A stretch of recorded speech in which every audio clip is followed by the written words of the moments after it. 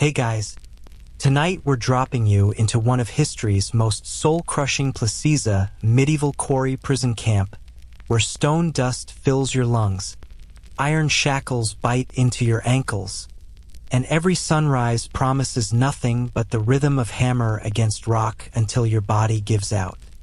Imagine waking up not to an alarm clock but to a guard's boot in your ribs, knowing the only thing standing between you and a mass grave is your ability to split limestone fast enough to justify the stale bread keeping you barely alive.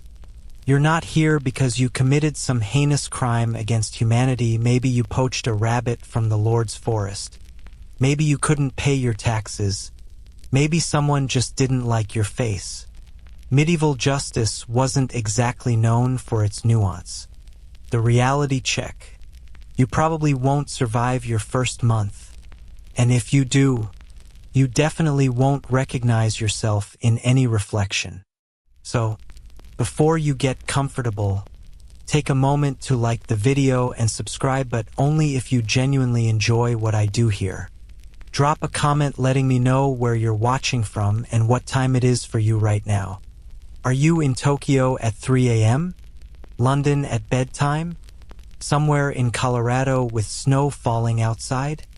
I love seeing this little community span the globe, all of us winding down together. Now, dim the lights, maybe turn on a fan for that soft background hum, and let's ease into tonight's journey together. The cart stops with a jolt that sends you sprawling against the wooden slats, your wrists raw where the rope has been cutting circulation for the past 6 hours.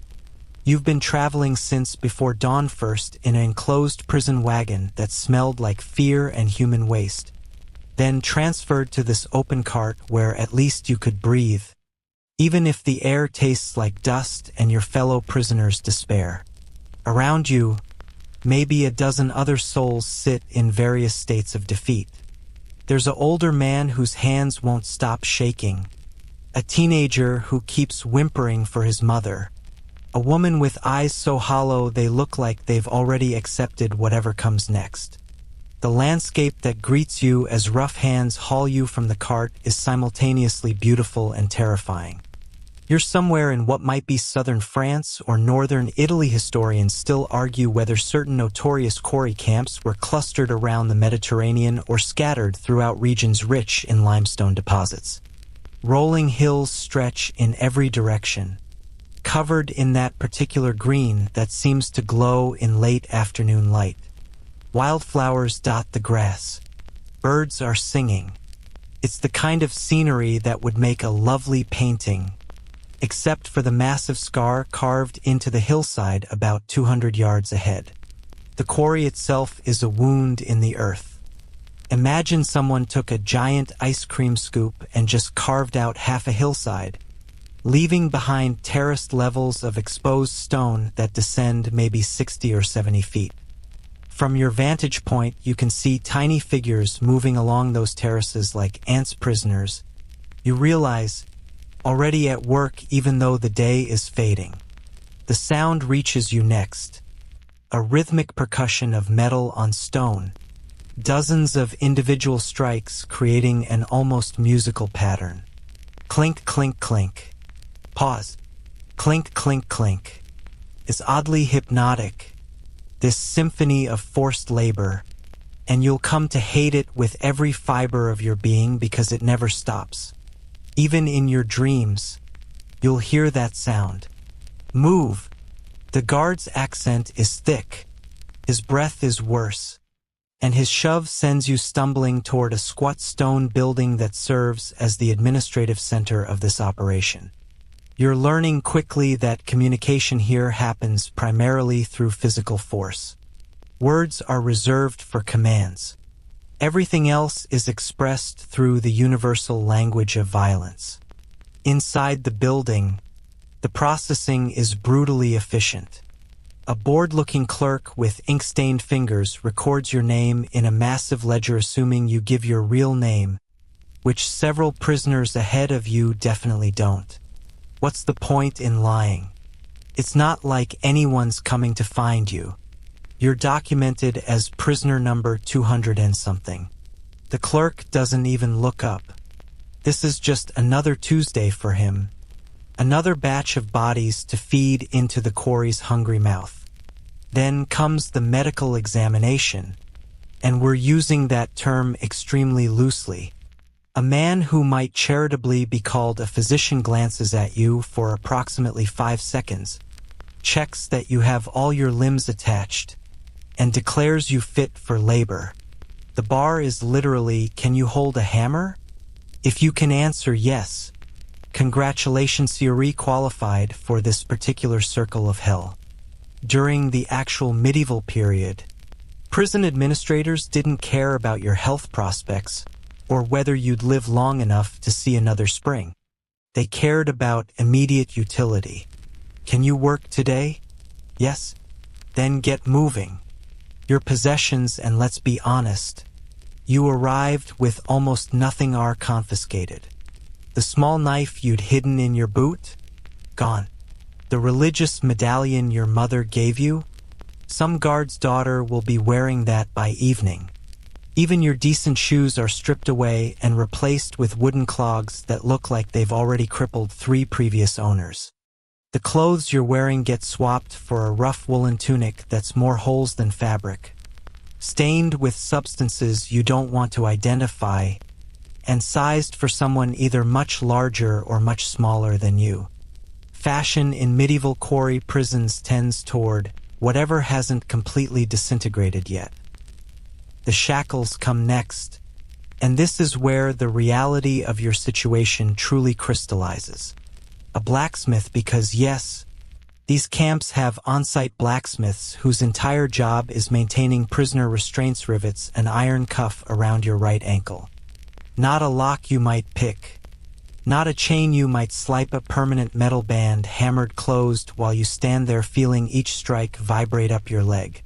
A 2-foot length of chain connects this to a second cuff on your left ankle, heavy enough that walking becomes a shuffle. You'll develop a particular gait over the coming days, a short-stepped limp that every quarry prisoner shares. Years later, if you somehow survive this place, people will still be able to identify where you've been just by watching you walk.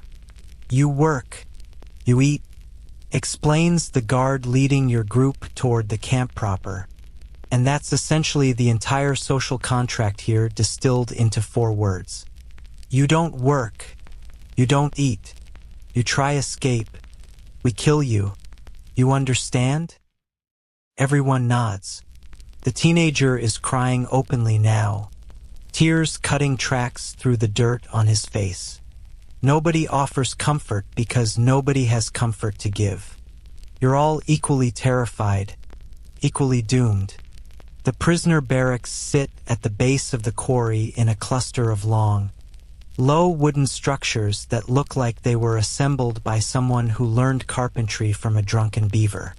Gaps between wall planks let in wind and rain. The roofs sag ominously, but these buildings serve their purpose. They keep prisoners contained and somewhat protected from elements while requiring minimal maintenance investment.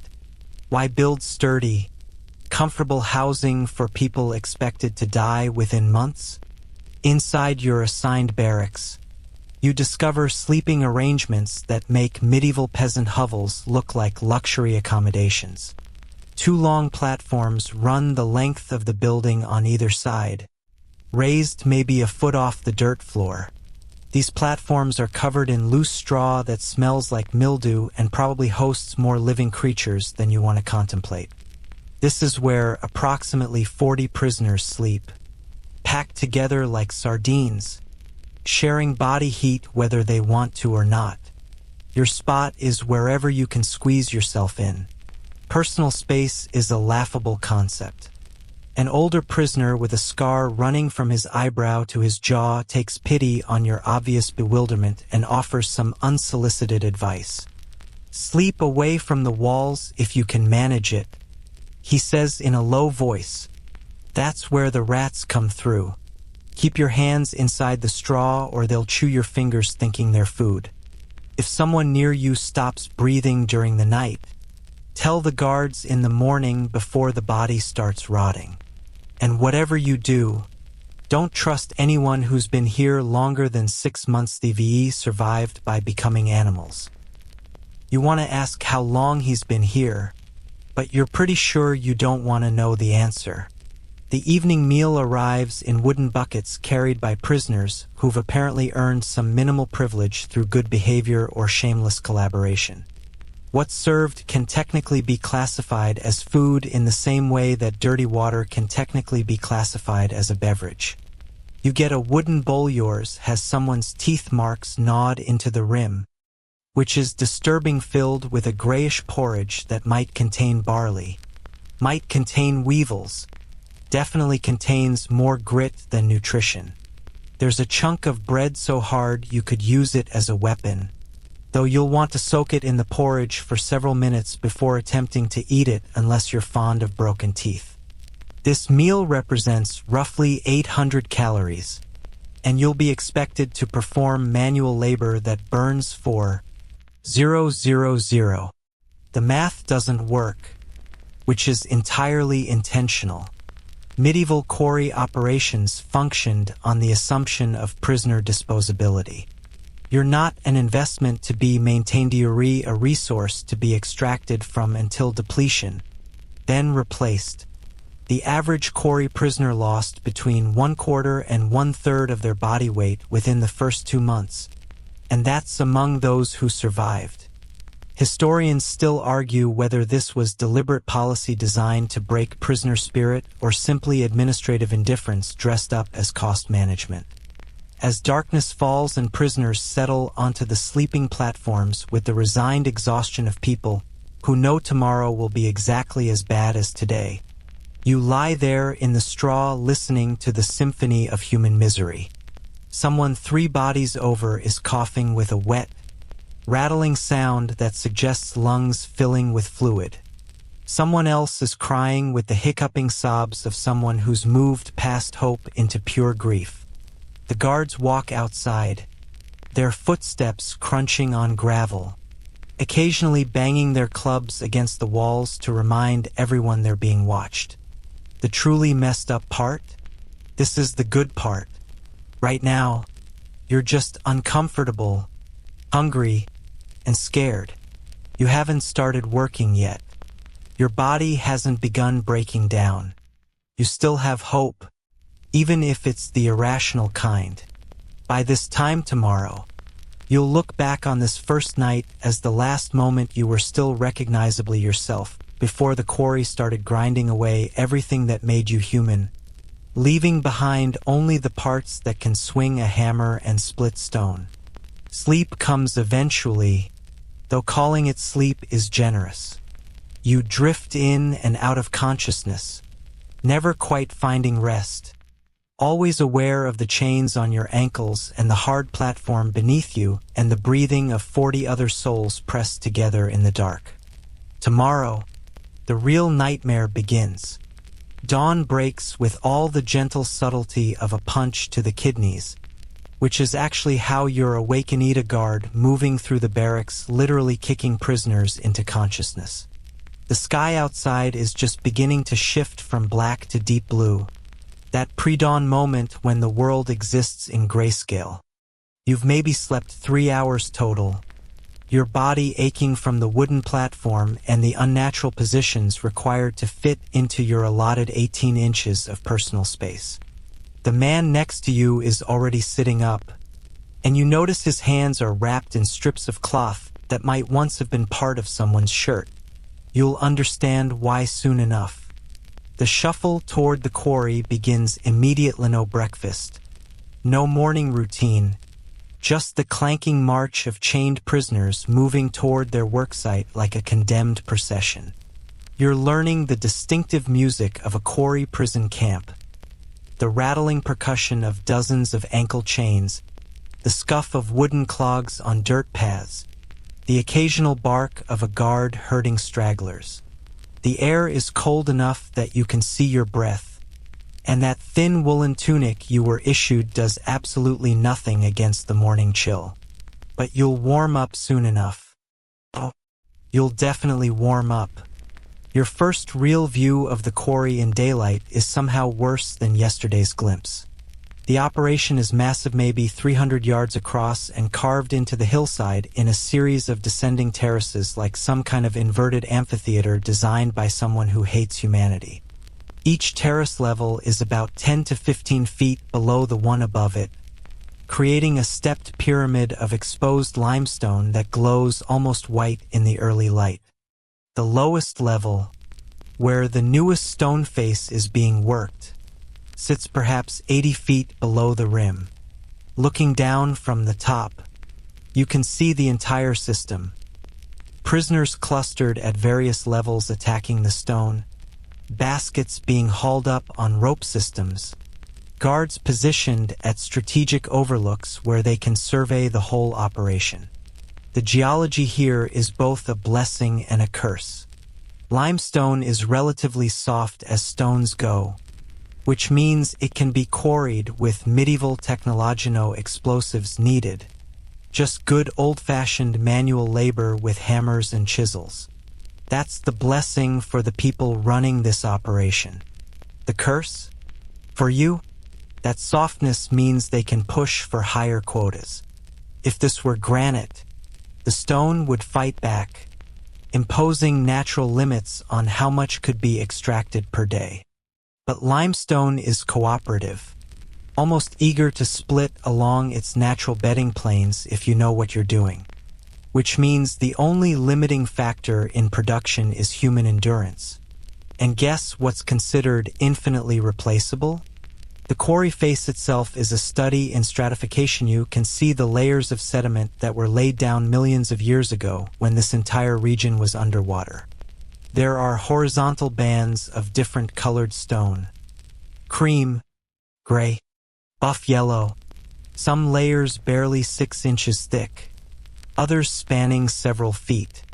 These layers represent different geological epochs, different ancient seas, different chapters in Earth's history that you're now destroying one hammer strike at a time.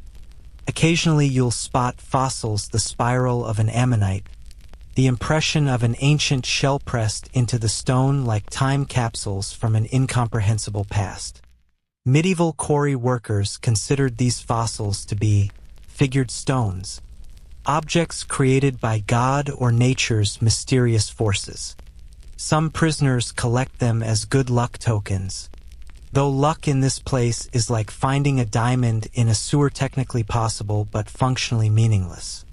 Your work assignment comes from a supervisor, not a guard, but a prisoner who's been here long enough to earn a position of minimal authority in exchange for maximum collaboration.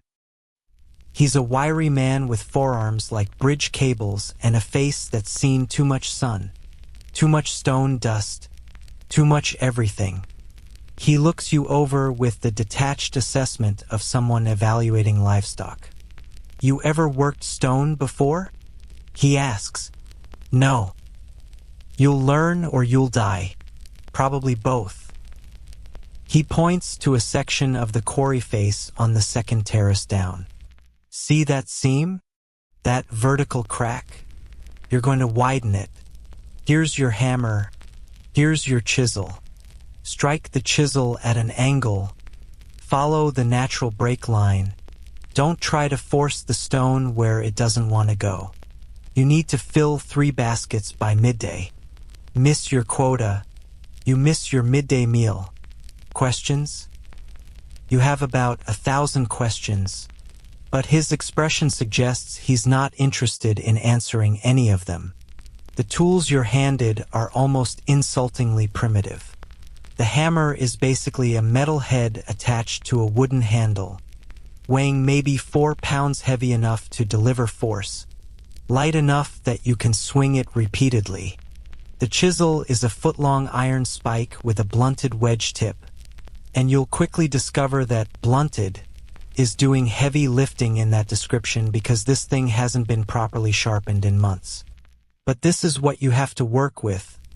Technology that hasn't fundamentally changed since the Romans were quarrying stone for their temples and aqueducts. There's actually a weird historical continuity here. If you transported a Roman quarry slave forward 1,000 years, they'd look at your tools and work conditions and think, yeah, this tracks. You make your way down to your assigned position, which involves carefully navigating a series of crude ladders and ramps between terrace levels. The chains on your ankles make this treacherous. You can't take full steps, can't react quickly if you start to slip. 2 prisoners ahead of you, someone loses their footing and tumbles maybe 6 feet before catching themselves, scraping their hands bloody on the limestone in the process. The guards don't even glance over. Falls are routine, part of the ambient background of quarry life. Your section of the quarry face is already partially worked. Previous prisoners have been attacking this particular seam, and you're continuing their labor. The vertical crack they mentioned is maybe 2 inches wide and runs about 7 feet up the stone face. Your job is to widen this crack. Drive your chisel deeper. Exploit the natural weakness in the stone until entire blocks split away. The first time you position your chisel in the crack and swing your hammer, the impact reverberates through your entire arm. A shock that travels from your hand to your shoulder with enough force that you nearly drop the hammer. The chisel barely penetrates a 1/4 inch. You swing again. Another 1/4 inch. Again. After 10 strikes, you've advanced maybe 2 inches deeper into the crack, and your arm is already starting to burn. This is going to be a very long day. The physical mechanics of quarrying become clear through painful repetition. You're not just randomly pounding stone. There's actually a technique, a rhythm you need to find. The limestone has natural bedding planes, weaknesses along horizontal layers where ancient sediments were compressed. If you can identify these planes and work with them, the stone cooperates. You drive your chisel parallel to the bedding.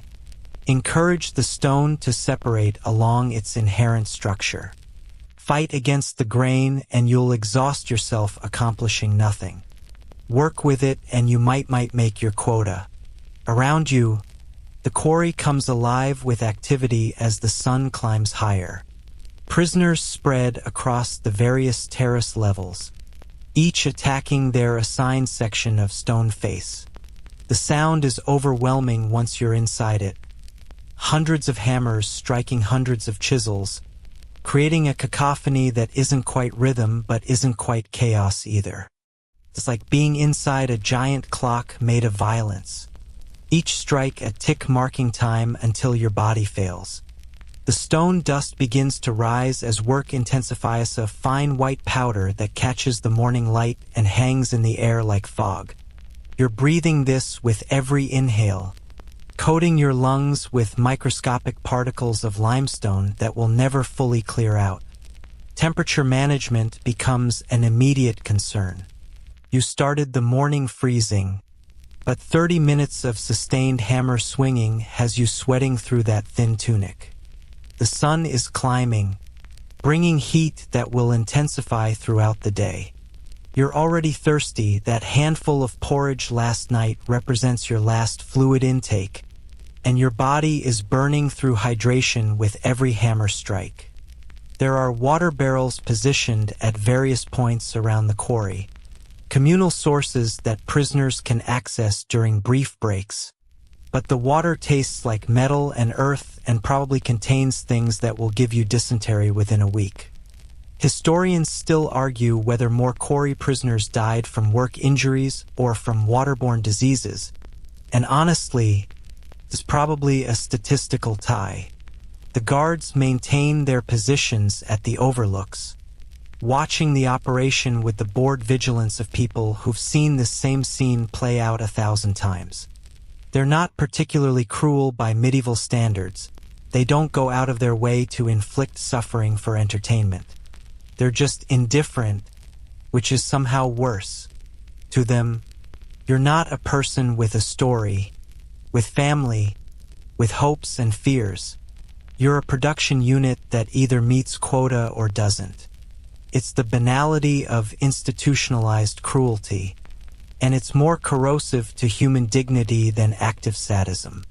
By mid-morning, you've managed to widen your crack by maybe 6 inches and loosen a chunk of limestone roughly the size of a small melon. This represents approximately 2 hours of continuous labor. Getting the stone free requires a different technique. You drive your chisel horizontally under the loosened section, creating a lever point, then pry and twist until the rock finally surrenders with a satisfying crack. The chunk falls away, and you feel an absurd moment of accomplishment before realizing this single piece represents maybe 1/20th of what you need to fill 3 baskets by midday. Your hands are already developing blisters. The hammer handle rubs the same spots with every swing, the meat of your palm below your thumb, the base of your fingers. You can feel the skin separating from the flesh beneath, fluid building up in little pockets that will rupture by afternoon. The prisoner who advised you last night, those cloth wraps around his hands? Yeah, you're understanding that life choice now. But you don't have cloth to spare, so you keep swinging, keep feeling your skin protest and tear. The quarry's geography creates microclimates that shift throughout the day. Your position on the second terrace means you're partially shaded in early morning when the sun is low, but as it climbs you'll be in full exposure. The stone face behind you radiates heat, having absorbed decades of sun. The limestone under your feet is uneven, forcing you to constantly adjust your footing, the ankle chains making every movement awkward. And the dust, me God, the dust. It settles on every surface, gets into your hair, your eyes, your mouth. You'll be tasting limestone for months, assuming you live that long. A basket arrives. Lowered on ropes from the terrace above this is where you're supposed to deposit the stone you've extracted. The basket is woven from willow branches, sturdy enough to hold maybe 200 pounds of rock.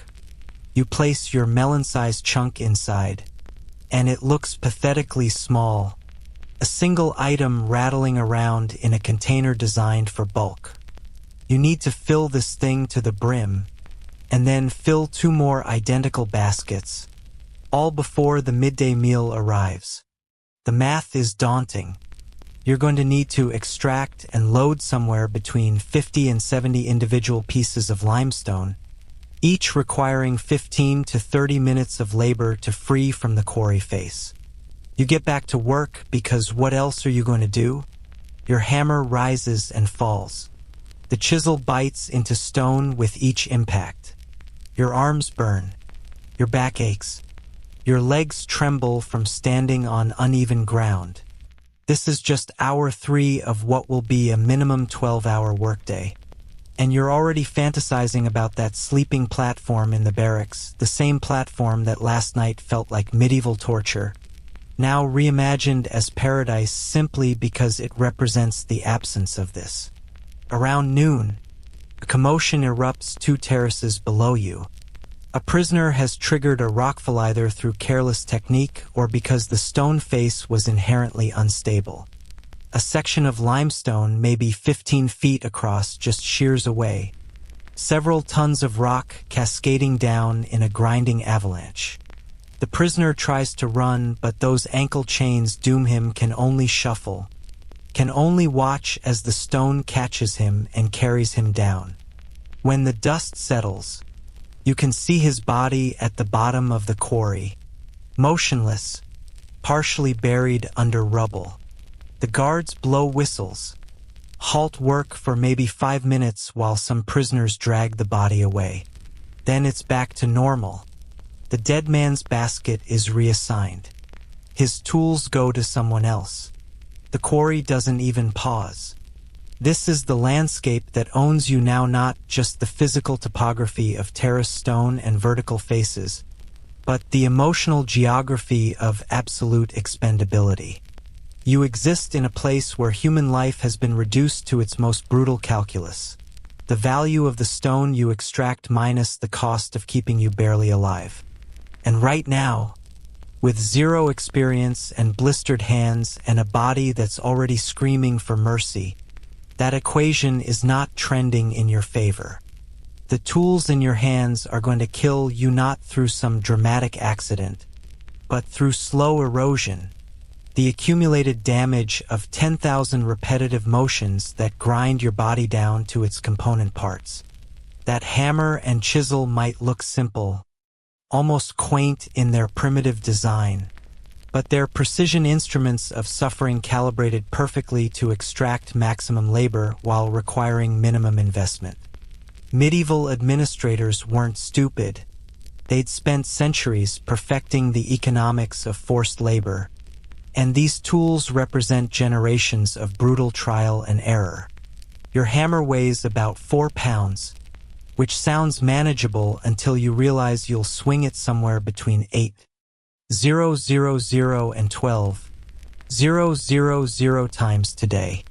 That's roughly 40,000 pounds of cumulative force transferred through your shoulder joint, your elbow, your wrist.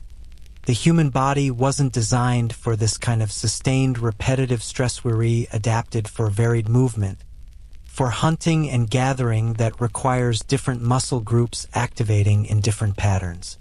But here you're locked into a single motion. Raise hammer, strike chisel, raise hammer, strike chisel, over and over until your nervous system starts sending pain signals that progress from, hey, this is uncomfortable, to please stop, to something is structurally failing.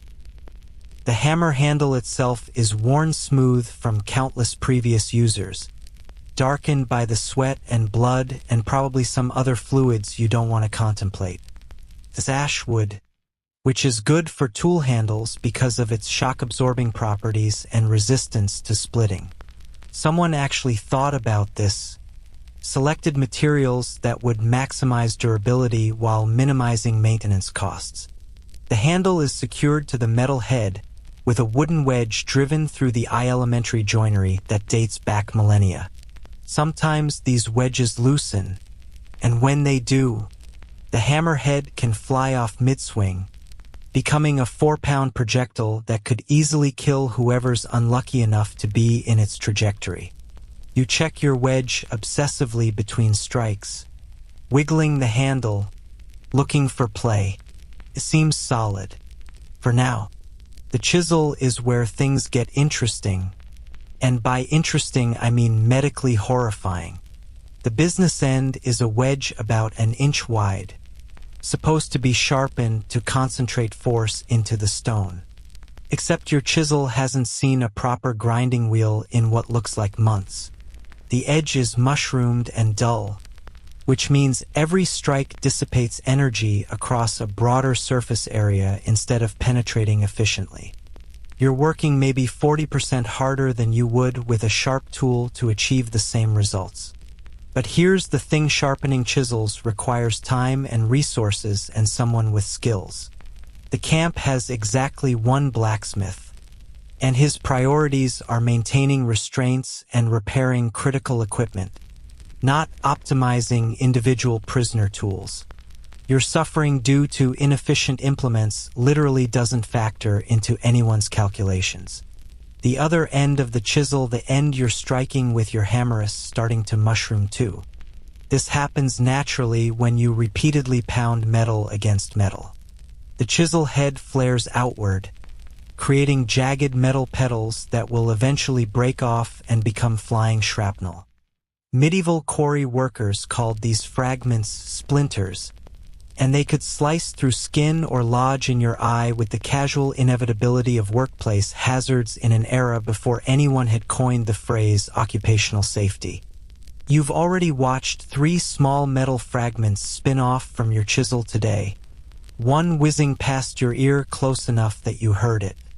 The prisoner working beside you has a scar across his cheek that's clearly from chisel splinter impact, and he's missing his left eye entirely.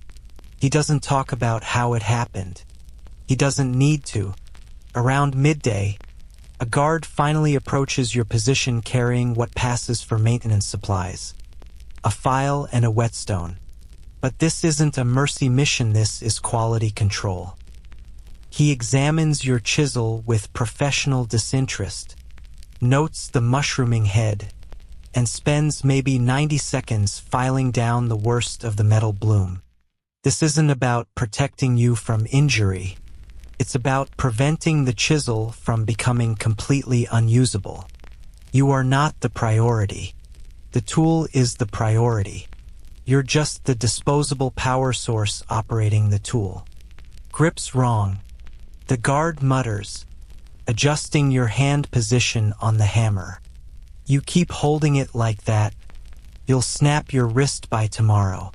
Choke up, let the hammer's weight do the work. Don't muscle it. It's the most direct instruction you've received since arriving, and it's genuinely helpful advice delivered with all the warmth of someone explaining how to properly oil a cartwheel. You adjust your grip, and holy hell, he's right, the next dozen strikes come easier, require less force. It's a small mercy, but it might be the difference between finishing today's quota and collapsing before sunset. The baskets are their own form of torture, designed with the same utilitarian brutality as everything else here. They're woven from willow with its flexible branches stripped and woven in a tight pattern that's actually quite clever from an engineering perspective. Willow is water-resistant and strong for its weight, and the basket weave distributes load evenly across the structure.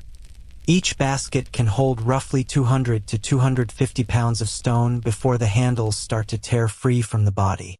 You know this because you've watched it happen. A prisoner overfilled his basket. The handles ripped loose during the lift, and 250 pounds of limestone rained down on the workers below. One man caught a chunk on his shoulder, and you could hear the collarbone snap from 30 feet away. He's still down there now, working one-handed because partial productivity is better than zero productivity in the camp's calculations. Your first basket is maybe half full by early afternoon, which means you're falling behind quota. The pieces of limestone you're extracting are too small, too irregular. You need to find larger blocks, exploit bigger seams in the stone face. But the obvious weaknesses in your section have already been picked clean by previous workers. You're left with the stubborn stone, the sections that resist easy extraction, that require you to approach from multiple angles, drive chisels into multiple pressure points, coax and threaten the rock into surrendering. There's actually a dark art to reading stone, and the experienced quarry workers around you practice it with the unconscious competence of people who've spent years learning geology through brutal empirical research. They tap the stone face with their hammers, listening to how it rings. A hollow sound indicates a void or crack behind the surface, natural weakness that can be exploited. A solid thud means you're hitting dense stone that will fight you every inch. They look at discoloration, at how light plays across the surface, at the texture variations that indicate different mineral compositions. This is knowledge earned through 10,000 failed attempts, and you don't have time to learn it slowly. You're just guessing, wasting energy attacking stone that won't cooperate. The prisoner beside you, the one with the missing eye and the scar, finally takes pity on your flailing incompetence. "Stop," he says quietly during a moment when the nearest guard is distracted. "You're working against the grain. See this line?" He points to a subtle color variation in the stone, barely visible under the dust. "That's a bedding plane. Stone wants to separate there. Forget the vertical seam you've been attacking. Start horizontal along this line." You follow his advice, repositioning your chisel. The first strike sends a crack spiderwebbing along the bedding plane, and suddenly you're not fighting the stone, you're collaborating with it. The next strike extends the crack. The third strike and a section the size of your head just pops free. Clean separation that would have taken you an hour to achieve the hard way. Why help me? You ask between strikes. Because when you fail quota, guards get irritable, take it out on everyone. You're bringing down the whole section's average. So work smarter or work somewhere else. It's the closest thing to kindness you've experienced here, and it's rooted entirely in enlightened self-interest. But you'll take it. You start filling your basket faster now, finding the stone's natural rhythms, learning to see what the experienced workers see. Still backbreaking labor, still physically destroying you, but at least you're destroying yourself efficiently. The tool maintenance cycle is revealing about the camp's priorities. Every third day, prisoners with acceptable productivity records can bring their chisels to the blacksmith's forge for proper sharpening. This happens during the evening after work ceases, and the line of prisoners waiting extends for hours. The blacksmith works by firelight, hammering chisels against his anvil, grinding edges against his wheel, producing showers of orange sparks that look almost beautiful if you can forget what they represent. He's a prisoner himself, but one who arrived with a valuable skill that granted him immunity from quarry work. His hands are scarred and calloused, but they're not destroyed the way yours are becoming. His body is intact. He eats better, sleeps in a separate structure, is arguably the most privileged person in the camp aside from the guards themselves. Historians still argue whether skilled prisoner positions like the blacksmith represented a form of collaboration or simply rational survival choices. It's easy to judge from comfortable distance, to imagine you'd refuse any privilege, maintain moral purity even unto death. But when you're actually here, when your body is failing and your hands are bleeding and the only thing standing between you and a mass grave is your continued utility, those ethical lines get real blurry real fast. The blacksmith sharpens tools that keep the quarry operational. Is he complicit in the system or just another victim finding a way to breathe a little longer? You don't know. You suspect he doesn't know either.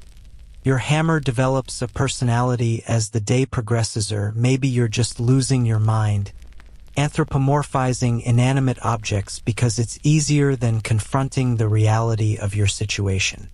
The hammer feels heavier after hour 6. The balance seems off after hour 8. By hour 10, you're convinced the thing is actively fighting you, that the handle has somehow grown longer or the head has gained weight. This is actually your muscles failing, your grip weakening, your proprioception distorting as fatigue poisons your nervous system. The hammer hasn't changed. You're changing, deteriorating in real time, your body cannibalizing itself for energy that you're not replacing through the inadequate calories provided. The chisel becomes an extension of your hand, and not in some Zen master craftsman way, more like a parasitic attachment that's slowly consuming you. The vibrations from each impact travel up the metal, through your palm, into your wrist bones. After several thousand strikes, this repeated shock damages the small bones and connective tissues in ways that won't fully manifest until tomorrow morning when you try to make a fist and discover your hand has partially frozen into a claw shape. Medieval quarry workers developed distinctive skeletal deformities visible even in archaeological remains, thickened finger bones, arthritis indicators in wrist and elbow joints, stress fractures in forearms. You're earning your own skeletal modifications with every swing. By late afternoon, you've somehow managed to fill 2 baskets and you're halfway through the 3rd. Your body is screaming. Your hands are bleeding through the burst blisters, leaving red smears on the hammer handle. Your back feels like someone's driving nails into your spine. Your legs are trembling with exhaustion, and those ankle chains that felt merely inconvenient this morning now feel like they weigh 100 pounds each. But you're close. You might actually make quota. You might actually eat a second meal today. The baskets get hauled up on rope systems operated by prisoners at the terrace levels above another job that seems easier than quarrying until you watch men pull hundreds of pounds of stone up vertical distances repeatedly throughout the day and realize their shoulders and backs are getting destroyed just as thoroughly as yours, just through different mechanical stresses. The camp has efficiently distributed physical destruction across multiple job categories, ensuring everyone's body fails but on different timelines. It's almost impressive from a systematic cruelty perspective. When your third basket finally reaches the brim, when you load that last chunk of limestone that brings you to quota, you feel absolutely nothing. No triumph, no relief, just empty continuation. Because this isn't an achievement, it's just the minimum required to justify your continued existence until tomorrow, when you'll do it all again. The tools in your hands have become part of you now, and part of you has become the tools, mindless, mechanical, existing only to transfer force from human muscle into breaking stone. You set down your hammer and chisel, and your hands maintain their curved shape, still gripping tools that aren't there anymore. Tomorrow, you'll pick them up and start over. The sun hasn't fully cleared the eastern hills when the morning shift begins, but your body already remembers yesterday with the kind of cellular level dread usually reserved for fever dreams. That sleeping platform offered exactly zero recovery. You can't sleep your way out of the damage being done. Can't heal faster than the quarry breaks you down. You wake up stiffer than you've ever been in your life. Your hands curled into partial claws from yesterday's grip damage. Your shoulders burning with lactic acid buildup that never fully cleared. Standing requires genuine effort. Walking with those ankle chains feels like dragging someone else's legs attached to your hips. The march to the quarry is quieter this morning. Yesterday's new arrivals, yourself included, have lost that fresh fear energy and settled into something worse: exhausted resignation. The teenager who was crying for his mother yesterday just stares forward with empty eyes. A woman in her 30s moves with a pronounced limp from a twisted ankle she sustained on the uneven stone. The old man with shaking hands isn't here at all. And you don't ask what happened to him because you already know. The quarry consumed him. It'll consume you too. Just a question of when. Your work assignment is the same section as yesterday, which makes sense from an efficiency standpoint. You've already started exploiting the weaknesses in this particular stone face, developed minimal familiarity with its quirks. The supervisor who gave you your tools yesterday barely glances at you this morning. You're no longer new, no longer worth even cursory instruction. You either figured it out or you didn't. Based on the fact that you're standing here preparing to work, the system has classified you as minimally viable. The first hammer strike of the day is always the worst because your body hasn't numbed yet, hasn't retreated into that dissociative state where physical sensation becomes distant and abstract. Your blistered palms scream as rough wood presses into torn skin. Your shoulders protest the movement, ligaments and tendons stiff from yesterday's microscopic tears. But you swing again, and gradually, mercifully, pain stops being specific and becomes ambient, just part of the background radiation of existence. The daily routine reveals itself as you settle into the rhythm. The quarry operates on a schedule as rigid as any monastery's prayer hours, but instead of marking time with devotion, you're marking it with escalating physical breakdown. Dawn to mid-morning is what experienced prisoners call the good hours. You're fresh. Relatively speaking, and the temperature is tolerable.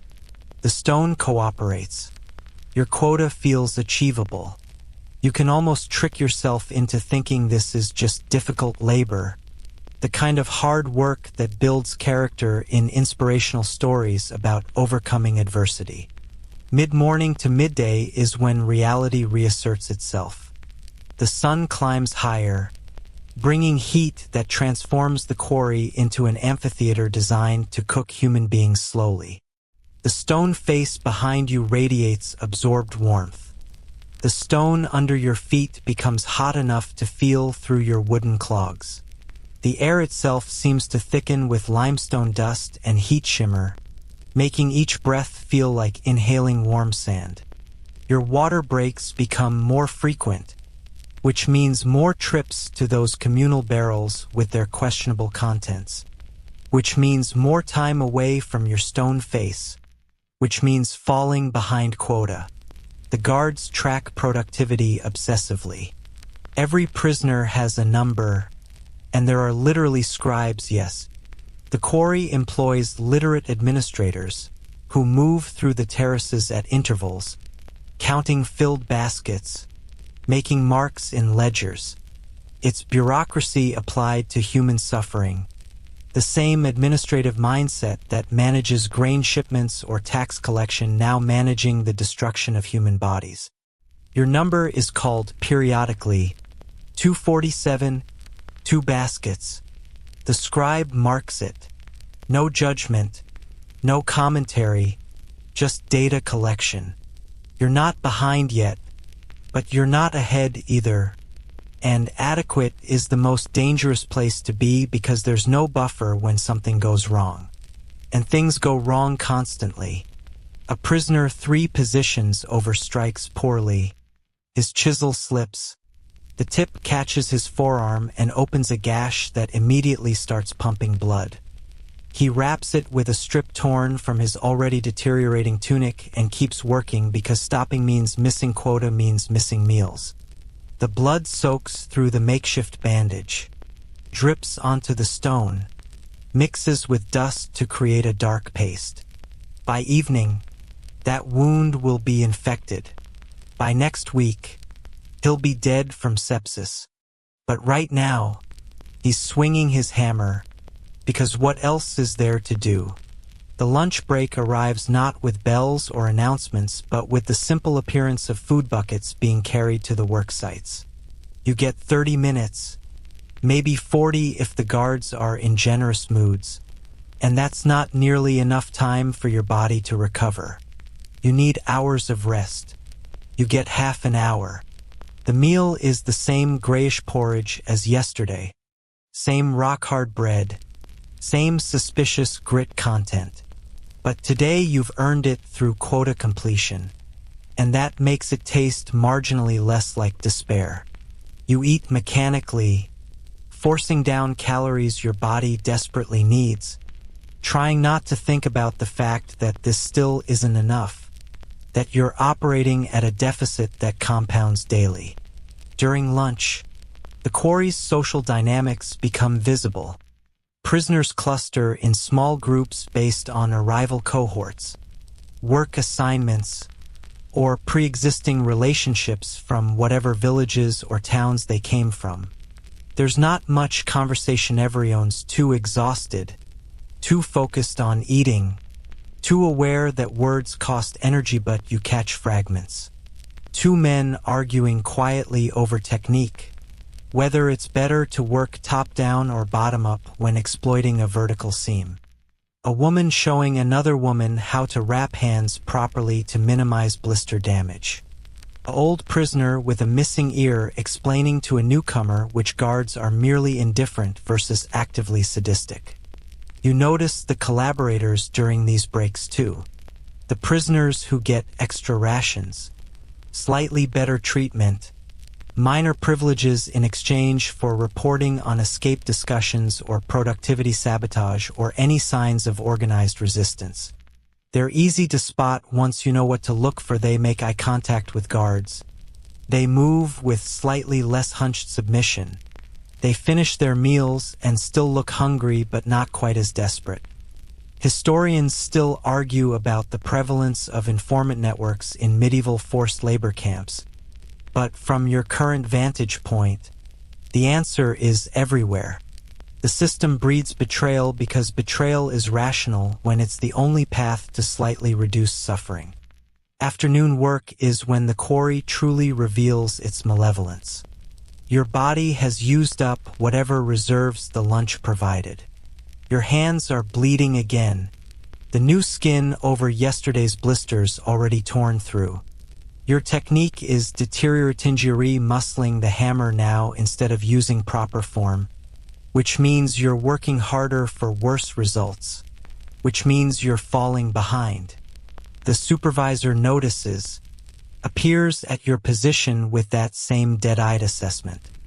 You're short half a basket with 3 hours left.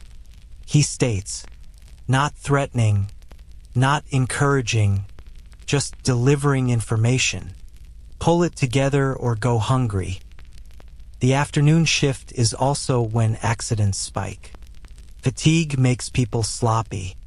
A prisoner working above you dislodges a chunk of limestone the size of a human head, and it comes tumbling down, bouncing off the terrace levels, heading straight for the cluster of workers below. Someone screams a warning. People scatter as much as ankle chains allow. The stone hits where a man was standing 2 seconds earlier, impacts hard enough to crater the terrace floor. If it had connected with a human skull, it would have killed instantly. The prisoner who caused it gets beaten with a club not severely. Just a reminder to be more careful. Maintain awareness. Stop endangering productive workers. You watch this unfold while continuing your own work because stopping to observe would cost you precious minutes. Your moral sense is recalibrating in real time, adjusting to an environment where a near-death experience is just Tuesday afternoon, where violence is punctuation in the run-on sentence of quarry labor.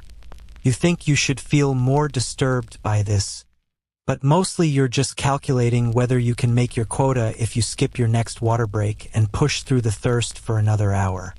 The stone face you're working has developed personality, or maybe you're projecting human qualities onto it as a coping mechanism. This section is stubborn, resistant. The seams don't run clean. The bedding planes angle awkwardly. Every chunk requires maximum effort for minimum yield. You fantasize about being reassigned to a more cooperative section, then immediately feel guilty for that thought because it means wishing some other prisoner would fail badly enough to get demoted, opening up their easier territory for you to claim.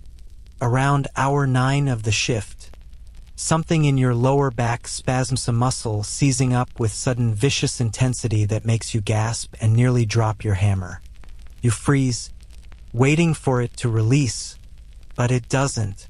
It's locked now, a knot of tissue gone rigid, shooting pain down your right leg every time you try to straighten. This is a preview of your future, assuming you last long enough. Every quarry veteran has back problems from the combination of repeated hammer swings, awkward positions on uneven terrain, and the constant compression loading of carrying tools and stone. The human spine wasn't designed for this.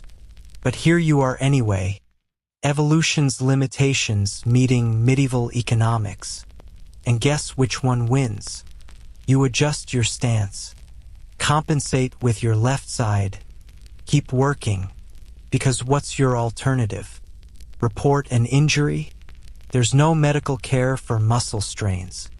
You either work through it or you fail quota, and failing quota means accelerated starvation, which means accelerated death. So you work.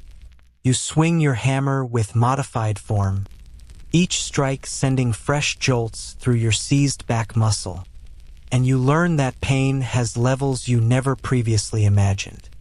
Yesterday's blisters and muscle fatigue? That was tutorial mode. This is the actual game. The final push before sunset is when prisoners either meet quota or admit defeat. The atmosphere gets frantic. Hammers ring faster. People take stupid risks. Attack unstable stone. Ignore safety in desperate attempts to fill final baskets.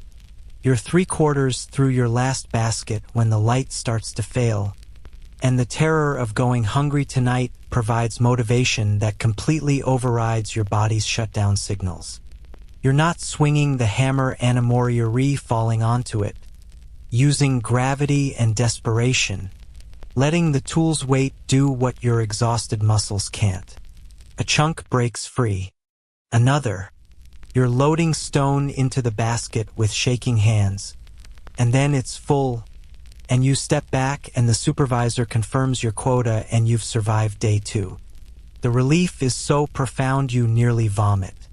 You don't, though, because you need to keep those calories down. The return march to camp is a procession of the walking wounded. Everyone's limping in their own unique way, bodies advertising their specific injuries through gait abnormalities. The quarry has marked each prisoner distinctively. You shuffle because of your back spasm and ankle chains and general exhaustion that makes lifting your feet feel impossible. The man beside you walks with his left arm held tight against his body, protecting what might be a fractured rib. The woman behind you wheezes with each breath, her lungs coating themselves with stone dust that will kill her slowly over months or years. Evening meal arrives, and tonight you eat like it's your last meal ever, which, given the statistical probabilities, it might be.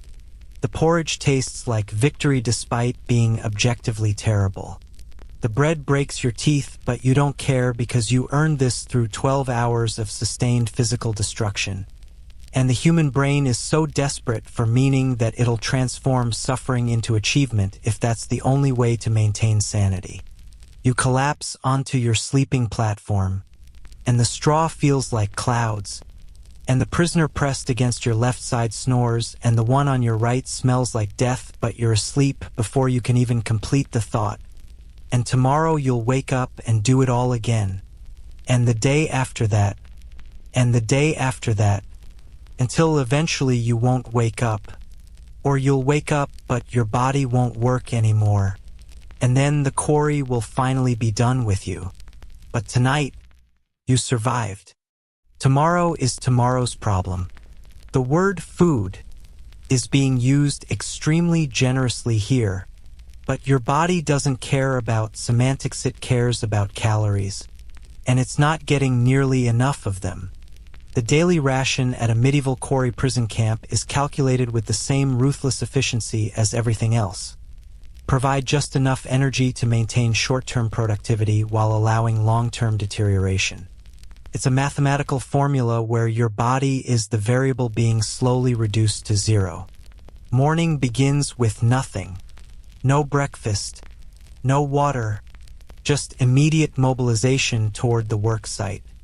Your stomach is empty, has been empty since you collapsed last night, and it'll stay empty for the first 4 or 5 hours of hard labor. This isn't an oversight or administrative cruelty for cruelty's sake, it's deliberate resource management. Morning is when prisoners have the most energy, when they're most productive despite hunger. Why waste food on people who can still work? You'll get fed when your productivity would start declining without fuel, not before. The midday meal arrives in those wooden buckets carried by prisoners who've earned the privilege of being porters, which tells you something about the hierarchy of suffering here. Being the person who distributes starvation rations is considered an upgrade from actual quarry work. The porridge has a consistency somewhere between gruel and paste, gray-brown in color, lukewarm at best. The primary ingredient is probably barley, which is cheap and filling and was the universal poverty grain throughout medieval Europe. But this isn't fresh barley, this is the stuff scraped from the bottom of someone's storage barrel, the grain that started to mold or sprout or attract weevils. You get approximately 1 pint of this porridge, ladled into your wooden bowl by a porter who makes eye contact with no one and measures portions with the precision of someone who knows that giving too much means someone else gets too little and guard anger follows. The consistency is thick enough that you could probably stand a spoon up in it. Assuming you had a spoon, which you don't. You eat with your fingers or by lifting the bowl to your lips and slurping, which is disgusting until you're hungry enough that dignity becomes a luxury you can't afford. The taste is aggressively bland with occasional notes of sourness that suggest fermentation has begun. There are chunks of something in the porridge, bits of grain that weren't fully ground, maybe some peas or beans if you're lucky, possibly mouse droppings if you're not. You learn quickly not to examine your food too closely because ignorance is genuinely bliss when the alternative is knowing exactly what you're putting in your body. The porridge sticks to your teeth, coats your mouth with a gummy film, sits heavy in your stomach without actually making you feel satisfied. It's the culinary equivalent of being punched. You definitely feel it, but it doesn't feel good. The bread is its own special category of punishment disguised as sustenance. You get 1 piece, roughly the size of your fist, and it has the weight and density of a weapon. This is not fresh bread, this is bread that was baked days ago, possibly weeks ago, and has achieved a state of hardness that transcends normal staleness and enters the realm of building material. Medieval soldiers literally used hardtack, similar long-lasting brayados plates and building blocks because it was basically edible stone. Your quarry bread isn't quite that extreme, but it's close. The bread's primary ingredient is probably rye mixed with whatever other grains or fillers the camp administrators could acquire cheaply. Sometimes you'll bite into sections that taste vaguely of sawdust, which might be literal sawdust used to extend the flour, or might be grain that's been adulterated with wood pulp. There's a dark art to eating this bread. You can gnaw at it directly and risk breaking your teeth, or you can soak it in your porridge for several minutes until it softens enough to chew, which makes the bread slightly more edible but also makes your porridge even less appetizing. Most prisoners choose the soaking method because dental health is already terrible and losing teeth means losing the ability to eat even these inadequate rations. Occasionally, maybe once a week if the camp is well supplied. Less often if not, you'll find a chunk of something protein adjacent in your porridge. A bit of gristle that might have once been near meat. A piece of fish so small and thoroughly boiled that it's lost any identifying characteristics beyond vaguely oceanic. Sometimes just bone fragments that previous eaters have already sucked clean and that are being recycled through the porridge for their residual flavor and calcium content. You eat these precious protein sources gratefully, even knowing they represent the absolute cheapest, lowest quality animal products available in medieval markets. The water situation is arguably worse than the food. There are communal barrels positioned around the quarry, large wooden casks that are refilled daily by prisoners assigned to the water detail, who walk to the nearest stream or spring and haul water back in smaller buckets. This sounds straightforward until you remember that medieval sanitation was basically non-existent. Water treatment was centuries away from being invented, and the stream supplying your drinking water probably also serves as a waste disposal site for farms and villages upstream. The water tastes like earth and metal and things you can't quite identify but definitely don't want in your body. It's cloudy with suspended sediment. Sometimes you'll find insect larvae floating in it, or worse, but you drink it anyway because dehydration will kill you faster than waterborne disease, and your body is screaming for fluids after hours of sweating in the sun. The first few days, your digestive system rebels. Diarrhea is nearly universal among new prisoners, which creates a vicious cycle where you need more water to replace what you're losing. So you drink more contaminated water, which makes the diarrhea worse. Historians still argue about the primary cause of death in medieval forced labor camps, whether more prisoners died from injuries, disease, or simple starvation. The reality is these factors compound each other. Malnutrition weakens your immune system, making you vulnerable to diseases. Disease makes you less able to work, which gets your rations reduced, which intensifies malnutrition. An injury that would be survivable with proper nutrition becomes fatal when your body lacks the resources to heal.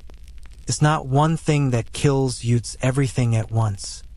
A cascading system failure where every organ and system simultaneously gives up. Your body is adapting to starvation in ways that are both fascinating and horrifying from a biological perspective. After about a week of insufficient calories, you enter a state called adaptive thermogenesis. Your metabolism slows down, trying to conserve energy.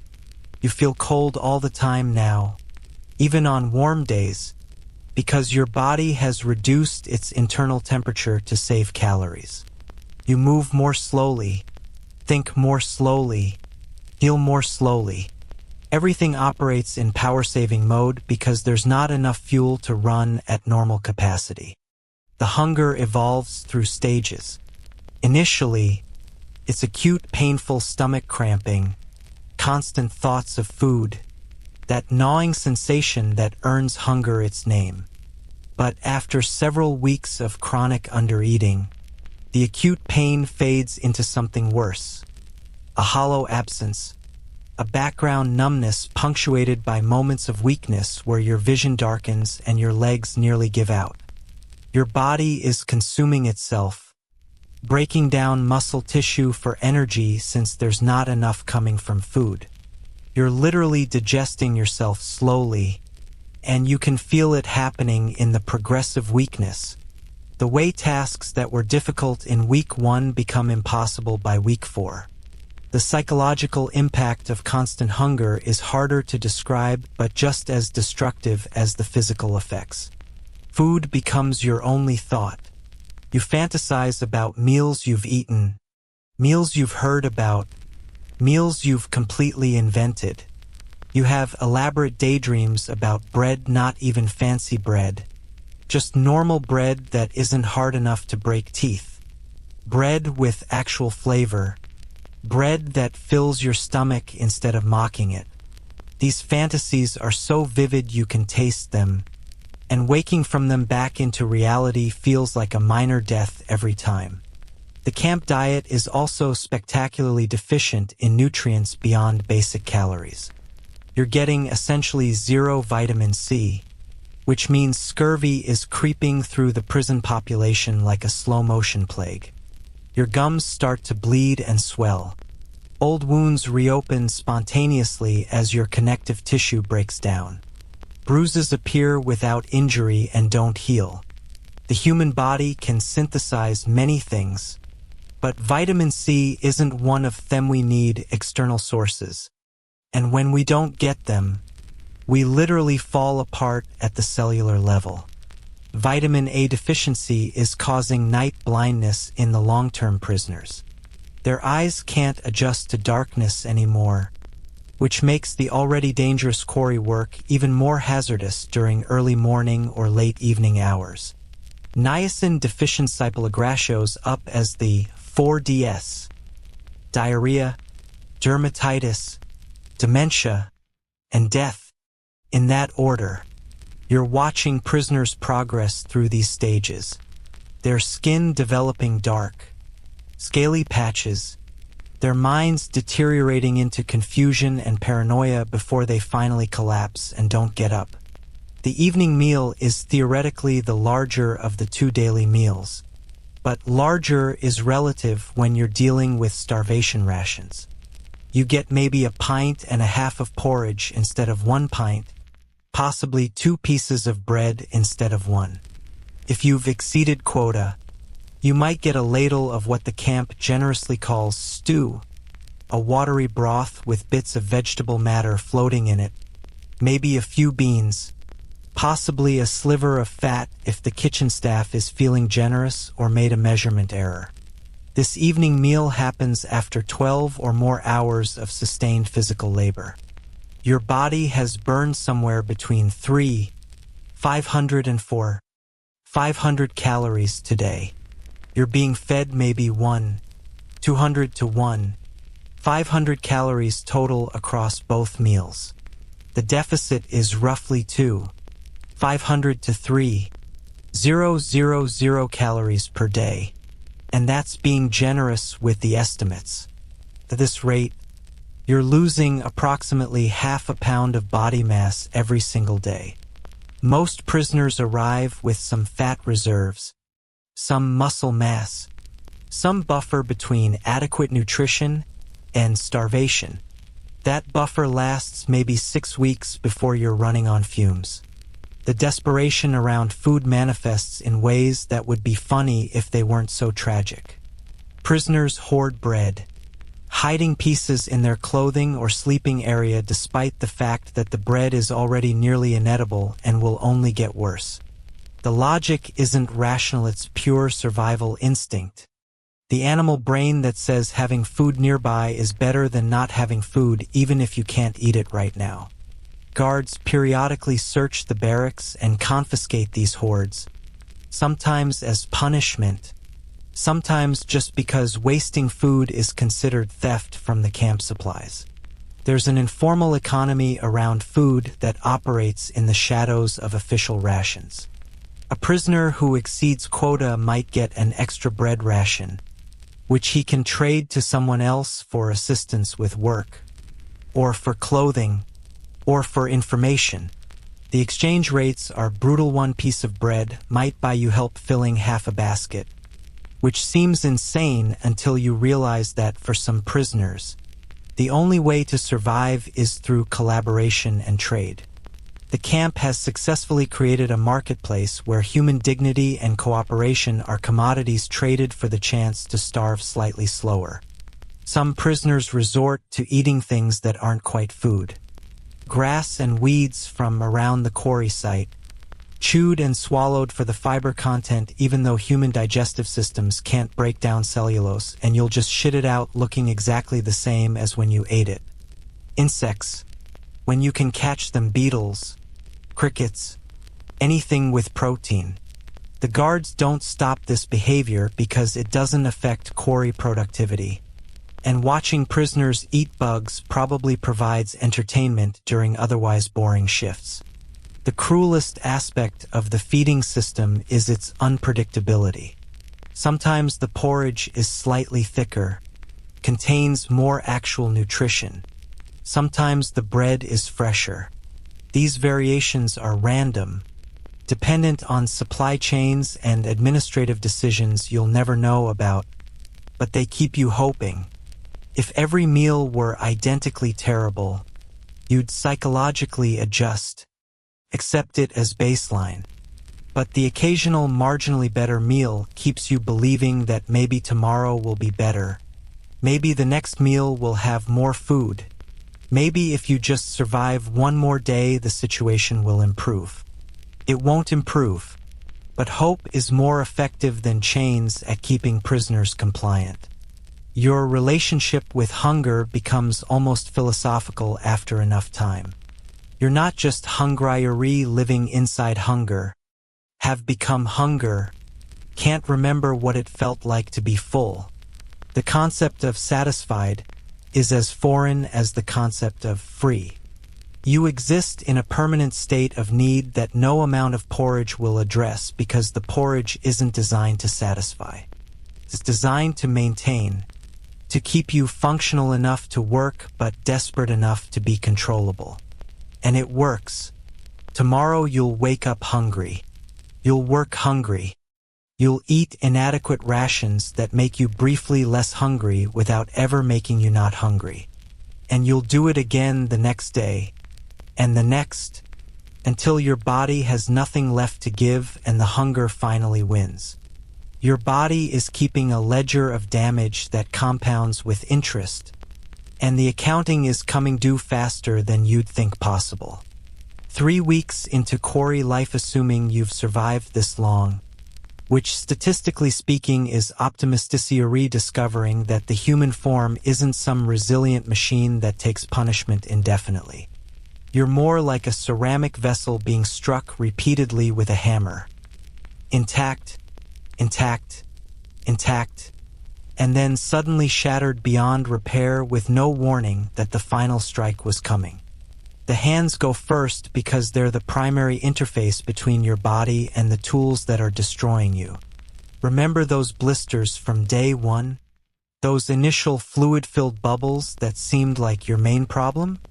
They've evolved into open wounds now. Raw patches where skin has been completely abraded away, leaving exposed flesh that weeps fluid and bleeds with every hammer grip. The wooden handle sticks to these wounds, dried blood acting as adhesive, so that lifting the hammer pulls at scabs and tears fresh tissue. You've developed calluses in some spots thick, yellow patches of hardened skin that are your body's desperate attempt at armor, but calluses take weeks to form properly, and you don't have weeks. The Quarry is destroying your hands faster than they can adapt. Infection is inevitable in an environment where you're working with unwashed hands, touching stone that's contaminated with every prisoner's blood and sputum, with no access to clean water or bandages or anything resembling medical care. That small cut on your right palm from 3 days ago, the one you barely noticed, is red now, radiating heat, the skin around it swollen and tender. This is your immune system mounting a defense against bacteria that's colonizing the wound, and your immune system is fighting at a severe disadvantage because you're malnourished and exhausted, and your body doesn't have the resources to wage effective warfare against infection. The really unlucky prisoners develop what medieval physicians called putrid fever, what we'd now recognize as sepsis, where infection spreads from a localized wound into the bloodstream and goes systemic. You've watched 2 men die from this in your short time here. It starts with the infected wound, progresses to red streaks running up the arm, that's lymphangitis, the infection traveling through your lymphatic system, then fever, confusion, and finally collapse as your blood pressure drops and your organs shut down. From first symptoms to death takes maybe 4 to 7 days, and there's nothing anyone can do about it. The camp doesn't have antibiotics because antibiotics won't be discovered for another 6 centuries. They have prayer, which doesn't work, and amputation, which works sometimes if done early enough, but the camp doesn't have a surgeon willing to waste time on prisoners. Your back, remember that spasm from a few days ago? Hasn't improved. It's developed into a chronic condition now. A constant deep ache punctuated by sharp stabs whenever you twist or bend wrong. This is your erector spiny muscles and the smaller stabilizing muscles along your spine being subjected to forces they weren't designed to handle. Every hammer swing requires your back to stabilize your torso, transfer force from your legs through your core to your arms. You're doing this thousands of times daily, and the cumulative stress is creating micro tears in muscle fibers and connective tissue that never get time to heal before you're tearing them again. The spine itself is taking damage too. The vertebrae in your lower back are being compressed by the repeated impact loading, the shock waves traveling up from your feet every time you strike stone. The intervertebral discs, those little cushions between your vertebrae, are slowly degenerating, their gel-like centers being squeezed out through cracks in the outer rings. Historians examining skeletal remains from medieval labor sites find distinctive patterns of spinal damage, compression fractures, premature disc degeneration, bone spurs where vertebrae have tried to stabilize themselves by growing additional bone. You're earning all of these right now, accumulating injuries that would be visible on an X-ray if X-rays existed, which they don't, so you just get to experience the pain without understanding the mechanism. Your shoulders are developing tendinitis in both rotator cuffs, the complex of muscles and tendons that allow your shoulder joint its remarkable range of motion are inflamed from overuse. Every hammer swing requires your rotator cuff to stabilize and control the movement, and the tendons are responding to the stress by becoming swollen and painful. The pain is worst in the morning when you first try to move, a sharp, burning sensation that makes you gasp, then gradually warms up as you work, which isn't actually improvement, it's just your body flooding the area with so much pain-blocking chemistry that you become partially numb to it. The elbows are next on the damage progression chart. You're developing what modern medicine would call lateral epicondylitis tenis elbow, though calling it that in a medieval quarry would be darkly hilarious if anything here were funny. The tendons attaching your forearm muscles to your elbow are degenerating from repetitive stress, developing small tears that accumulate faster than they heal. The joint itself is inflamed. The bursafluid-filled sacs that normally cushion the joint swollen and angry. Gripping your hammer sends pain shooting from elbow to wrist, and releasing your grip isn't much better. Your wrists are perhaps suffering the worst cumulative damage aside from your hands. The carpal tunnel, that narrow passageway in your wrist through which tendons and nerves pass, is becoming inflamed and compressed. Your median nerve is being squeezed every time you grip the hammer, every time vibrations travel up from chisel impact. You're developing numbness and tingling in your thumb and first two fingers, that distinctive pins and needles sensation that suggests nerve damage. In severe cases, prisoners lose fine motor control entirely, their hands becoming clumsy clubs that can barely grip tools, which means they can't make quota, which means they starve faster. The knees are disintegrating from constantly working on uneven stone surfaces, from climbing ladders with ankle chains, from the compression forces every time you brace yourself for a hammer strike. The cartilage padding your knee joints, that smooth, slippery tissue that lets bones glide past each other without frictiones wearing away like brake pads on a cart that never stops. Once cartilage is gone, it's bone grinding directly on bone, which is exactly as painful as it sounds. You can hear your knees creak and pop with every step now, sounds that shouldn't come from human joints, warning signals that you're systematically destroying your own skeleton.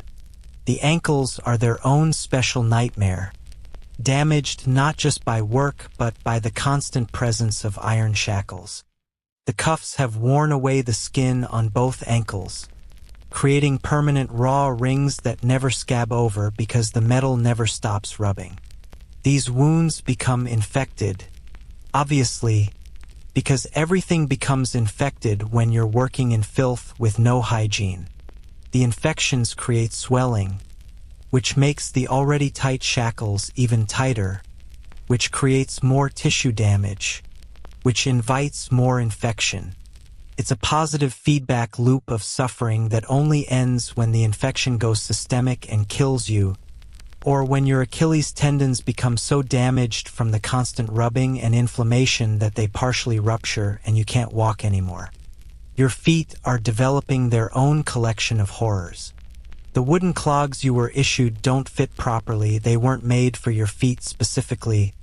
They're just generic footwear sized roughly for a human adult, so they create pressure points and friction zones. You've got blisters on your heels, on the balls of your feet, between your toes. Walking on uneven quarry stone means constantly adjusting your balance, putting pressure on different parts of your feet in ways they weren't designed to handle. Some prisoners develop stress fractures in the small bones of their feet, hairline cracks that make every step agony but that you can't afford to acknowledge because you still need to work. The respiratory system is failing in ways that are less immediately obvious than joint damage but ultimately more lethal. You're inhaling limestone dust with every breath, fine particulate matter that your lungs' natural defenses can't fully clear. Your cilia, those tiny hair-like structures that normally sweep debris out of your airways, are overwhelmed and damaged by the sheer volume of dust. The particles that make it into your deep lung tissue trigger inflammation, and your immune system responds by trying to wall off the foreign material with scar tissue.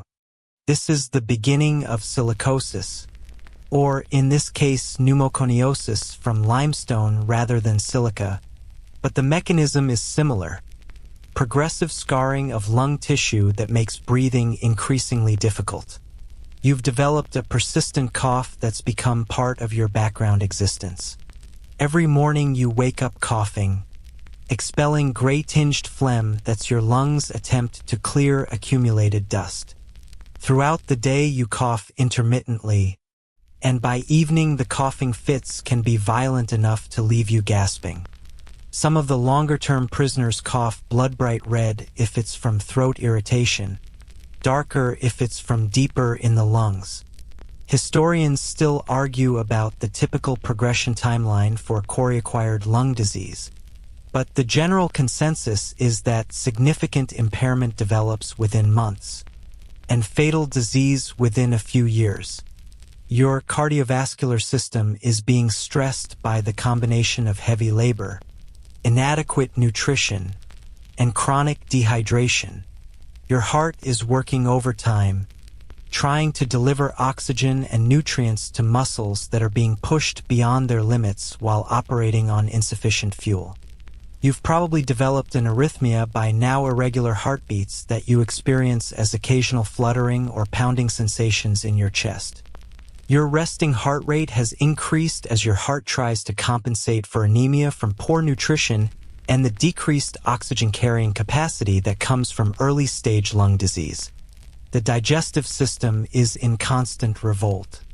Beyond the diarrhea from contaminated water, you're dealing with gastritis from the terrible diachronic inflammation of your stomach lining that causes burning pain and nausea. Many prisoners develop bleeding ulcers, erosions in the stomach or intestinal wall that leak blood into the digestive tract. You notice this as black, tarry stools. The blood has been partially digested during its journey through your intestines, changing color in the process.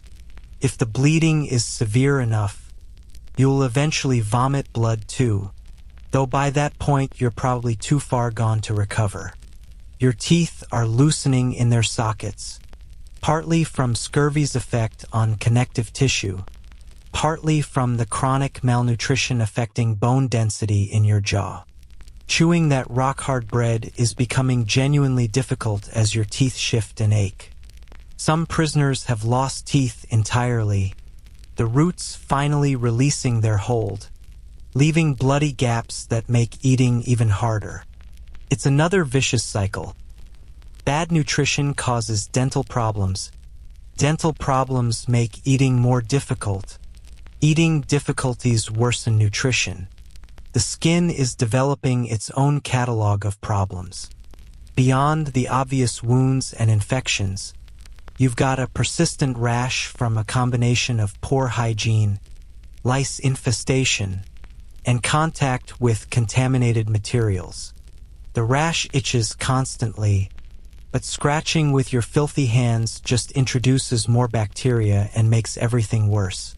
Some prisoners develop abscesses, localized pockets of infection under the skin that swell and eventually rupture, draining pus and leaving craters that scar badly if they heal at all. Your vision is deteriorating, partly from vitamin A deficiency, partly from stone dust irritating your eyes constantly, partly from the head trauma. You don't even remember. Maybe you took a rock to the head last week, suffered a mild concussion, never reported it because what would be the point? Your eyes are chronically red and watery, sensitive to light, struggling to focus. Reading would be impossible if there were anything to read or if you had the energy to care about reading. The neurological damage is perhaps the most insidious because it's harder to recognize as it progresses. The repeated vibrations from hammer strikes are causing nerve damage throughout your arm's peripheral neuropathy that manifests as numbness, tingling, burning sensations.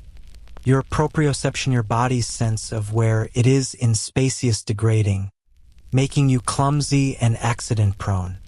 You drop things unexpectedly. You misjudge distances. This is your nervous system slowly short-circuiting under sustained abuse. Some prisoners develop tremors, their hands shaking uncontrollably even during rest periods. This could be nerve damage, or malnutrition affecting brain function, or the early stages of what we'd now recognize as Parkinson's-like symptoms from repeated head trauma and exposure to heavy metals in the stone dust. Medieval physicians attributed tremors to an imbalance of humors or possession by evil spirits, which is about as medically useful as it sounds. The cumulative effect of all this damage is that you're aging at an accelerated rate. Your biological age is advancing maybe 3 or 4 years for every calendar year you spend here. A 25-year-old prisoner becomes physically equivalent to a 50-year-old within 2 years of Quarry work. Your body is being used up, consumed like fuel, and there's no maintenance, no repair, no rest adequate for recovery. You're not being preserved for future productivity or being extracted from the same way the stone is extracted from the quarry face. And just like the stone, once you're used up, you'll be discarded and replaced. The worst part? All of this is just normal. This is the expected trajectory. The guards aren't shocked by your deterioration. This is what happens to prisoners. The administrators aren't concerned. The VE already calculated your expected productive lifespan, and anything beyond that is bonus value. Your fellow prisoners aren't sympathetic because they're all experiencing the same breakdown, all racing each other toward the same finish line of total physical collapse. Your body is failing, and there's nothing you can do to stop it except die, which eventually you will. The Quarry prison operates on hierarchies as rigid and brutal as any medieval court, except here status is measured not in titles or landholdings but in proximity to death and degrees of abasement. You arrived thinking survival would be about enduring physical hardship, but you're learning fast that the human dimension, the social warfare, the shifting alliances, the casual betrayals can be just as lethal as rockfalls or infection. Welcome to the politics of desperation, where everyone's drowning and the only way to catch a breath is to climb on someone else's head and push them under. At the apex of this miserable ecosystem sit the guards, and understanding their psychology is essential to navigating the camp's unwritten rules. These aren't soldiers necessarily, aren't trained enforcers. They're often just local men hired for basic competence with violence and willingness to watch people suffer for a wage. Some are sadistic, sure, finding genuine pleasure in cruelty, but most are just doing a job, approaching prisoner management with the same emotional investment a farmer brings to managing livestock. Your cattle that can talk, which is occasionally useful but mostly just annoying. The guards have their own internal hierarchy. The captain, a grizzled veteran with a face like weathered leather and eyes that reveal absolutely nothing, makes administrative decisions, interfaces with whatever authority commissioned this quarry operation. He's almost never present at the actual work site, conducting his business from the administrative building, existing as a distant threat rather than immediate presence. Below him are the shift supervisors, men who actually oversee daily operations, and these are the ones you need to understand individually because their moods and preferences directly impact your survival odds. There's the supervisor the prisoners call the ox, not to his face, obviously a massive man who communicates primarily through physical force but operates on consistent rules. He'll beat you for specific infractions. Missing quota, disrespecting authority, fighting with other prisoners.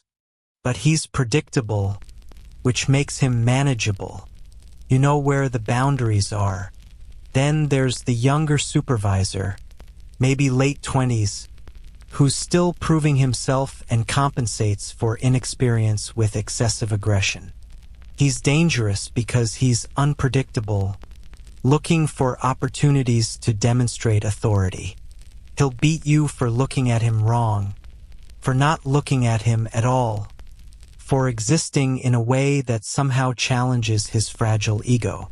The ordinary guards are a mixed collection of competence and apathy. Some take their positions seriously, maintaining vigilance, enforcing rules consistently. Others are basically just serving time themselves, showing up for wages, doing minimum effort, occasionally accepting bribes in the form of, well, prisoners don't have much to bribe with, but there are always desperate people willing to trade whatever they have left for minor privileges. An extra bread ration in exchange for looking the other way during a rest break. Information about escape plans in exchange for lighter work assignments.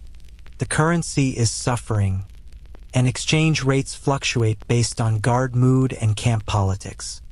Below the guards in the hierarchy but above regular prisoners are the collaborators' prisoners who've traded dignity for survival, who've accepted that the path to living slightly longer runs through becoming instruments of the system that's killing them. The work supervisors are the most visible collaborators, prisoners who've been here long enough to learn stoneworking efficiency and who now oversee sections of the quarry face, tracking quotas, reporting problems, occasionally disciplining other prisoners. They get better rations, lighter physical labor, slightly more comfortable sleeping arrangements. They also get the hatred of every other prisoner, which is its own form of suffering but apparently preferable to the alternative. There's a supervisor named Gaston, at least that's what he answers. Toho, everyone knows, was a stonemason before imprisonment. Brought skills that made him valuable enough to preserve. He's been here 3 years, which is practically ancient by Quarry standards, and he's survived by making himself indispensable. He teaches new prisoners the basics of stoneworking, not out of kindness but because efficient workers benefit the whole camp's productivity, which keeps the guards satisfied, which keeps Gaston in his privileged position. He's not cruel, but he's absolutely ruthless about maintaining the system that protects him. Report quota shortfalls immediately. Identify troublemakers before they cause problems.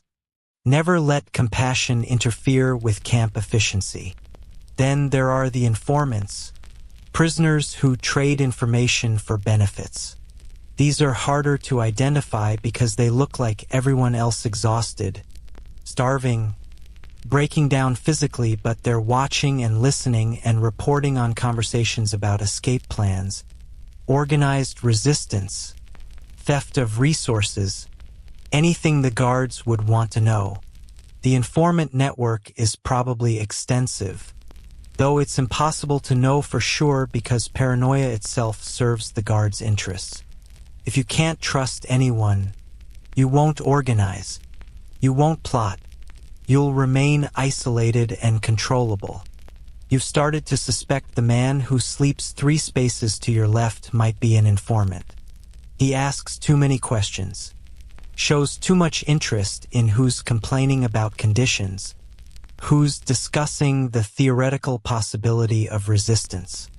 He's also eating slightly better than his work output justifies, which could mean he's trading information for rations.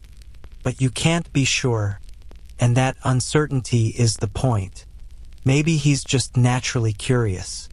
Maybe the better rations come from some other trade. Maybe you're being paranoid. But paranoia keeps you alive when the alternative is trusting the wrong person and ending up beaten or dead, as an example. Among the regular prisoners, the vast majority who aren't guards or collaborators, there's a complex social structure based on arrival cohorts, previous relationships, and perceived toughness. The older prisoners, the ones who've survived months or even years, command respect mixed with suspicion. How did they survive this long? What compromises did they make? Are they just incredibly lucky, or are they somehow benefiting from arrangements that hurt others? There's a prisoner in his 50s, one of the oldest here, who's been in the quarry for 18 months and shows no signs of the rapid deterioration affecting everyone else. The unofficial explanation is that he's useful to guards for reasons nobody discusses, and the smart play is to avoid him entirely. New arrivals like yourself occupy the bottom of the prisoner hierarchy. You don't know the unwritten rules yet. You're not efficient at work. You consume resources without contributing sufficient value. Some of the veteran prisoners regard you with open hostility or competition for scarce resources, a liability that might drag down the whole section's productivity. Others are merely indifferent, having seen so many new faces arrive and disappear that they've stopped bothering to learn names or form attachments. Emotional investment is a luxury that costs too much. There are ethnic and regional divisions layered over everything else. A cluster of prisoners from northern regions who speak a different dialect stick together, trade favors internally, are suspicious of outsiders. A handful of prisoners from the same village maintain their pre-existing relationships, helping each other meet quotas, sharing what little they can share.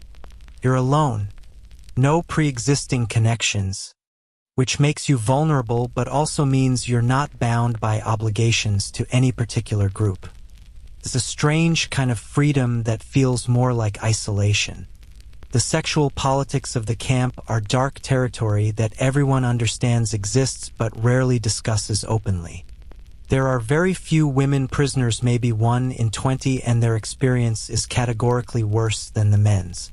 They face the same brutal labor and starvation, plus they're targeted for sexual exploitation by guards and sometimes other prisoners. Some women have formed protective arrangements with specific prisoners, trading sexual access to one person in exchange for protection from everyone else. It's survival through negotiation in an environment where bodily autonomy is just another resource to be extracted. The guards officially prohibit rape but unofficially ignore it, or participate in it, depending on individual inclinations and whether anyone's watching. Violence between prisoners is common enough to be unremarkable but rarely severe enough to significantly reduce the workforce. Fights break out over perceived slights, over accusations of theft, over 1,000 stupid reasons that wouldn't matter anywhere else but feel critical here, where everything is scarce and stakes are measured in survival days. The guards usually let fights run their course for a minute or two entertainment break in an otherwise boring shift before intervening with clubs to restore order. Seriously injuring another prisoner gets you beaten and possibly killed, not because the guards care about prisoner welfare, but because damaged workers are less productive. There's a social code among prisoners that's never written down but absolutely enforced through group violence. Don't steal from other prisoners. Stealing from camp supplies is fine, even admirable, but taking another prisoner's bread or blanket or tools is grounds for group punishment. Don't collaborate more than minimally necessary for survival. There's a line between doing what you must and becoming the guard's eager instrument, and crossing it earns you pariah status. Don't create problems that bring guard attention down on everyone if you're going to get yourself beaten. Do it in a way that doesn't trigger collective punishment. The sleeping arrangements in the barracks create forced intimacy that breeds both camaraderie and conflict. You're pressed against the same bodies every night, sharing warmth, sharing lice, sharing the ambient sounds and smells of 40 humans in various states of decay. Some prisoners form genuine friendships in this environment, finding comfort in human connection even as everything else is stripped away. You see two men who work adjacent sections, who help each other meet quotas, who share food when one is struggling, who talk quietly in the darkness about lives they used to have. It's touching in the way that suffering can sometimes produce authentic bonds, but it's also strategic. Two people helping each other are more likely to survive than one person alone. Other prisoners become rivals or enemies over nothing. The man to your right snores. It's not his fault. It's just a thing his body does. But after weeks of sleep deprivation, it becomes the most infuriating sound in the world. You fantasize about smothering him, about violence disproportionate to the offense, because your rational mind is eroding and you're operating increasingly on animal impulses. He probably has similar feelings about whatever annoying thing you do unconsciously. You coexist in mutual resentment, too exhausted for actual conflict but also too close for comfort. The Quarry's work assignments create another layer of hierarchy and politics. Certain sections of the stone face are easier to work, the rock cooperates. Quotas are manageable, injury risk is lower. Other sections are nightmares, unstable stone, difficult seems, high danger.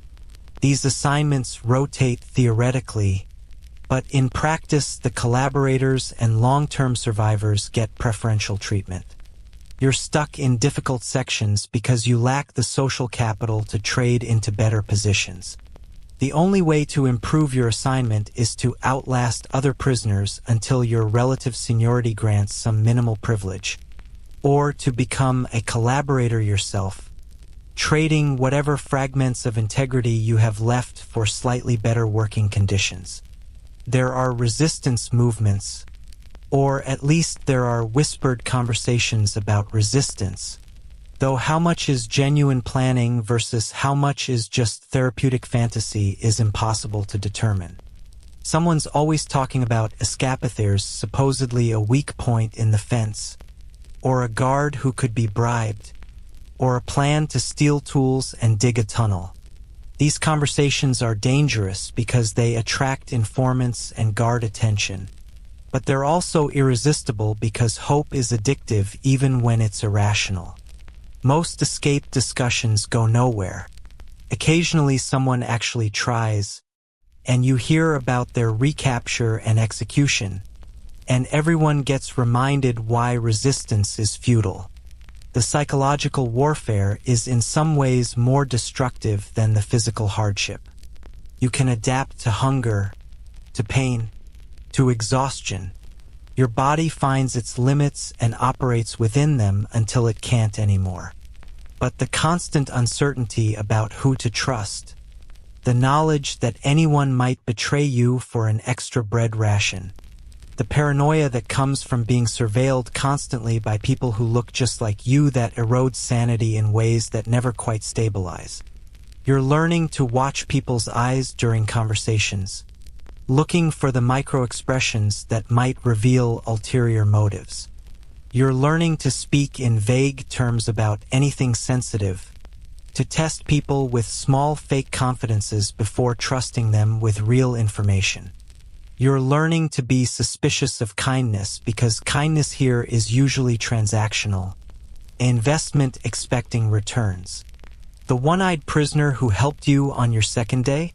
He's collected on that debt 3 times since, demanding assistance with his own work, and you've provided it because refusing would make you a target. The guards rotate shifts, which means you need to track multiple individuals' personalities and adjust your behavior accordingly.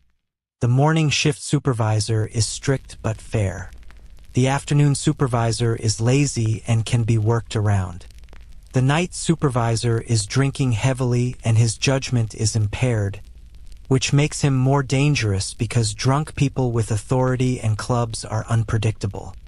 You're constantly calculating, adjusting, performing the role of compliant prisoner while trying to find microscopic advantages that might extend your life by days or weeks. This is the human dimension of hell. Not just suffering, but suffering in a context where everyone around you is also suffering, and some of them will hurt you to hurt less themselves. You're all drowning, and some people have decided the only way to survive is to drown everyone else first. The work finally stops when darkness makes stone-cutting too dangerous, even by medieval forced labor standards, and you shuffle back to the barracks with the rest of the condemned, ankle chains rattling out their nightly percussion.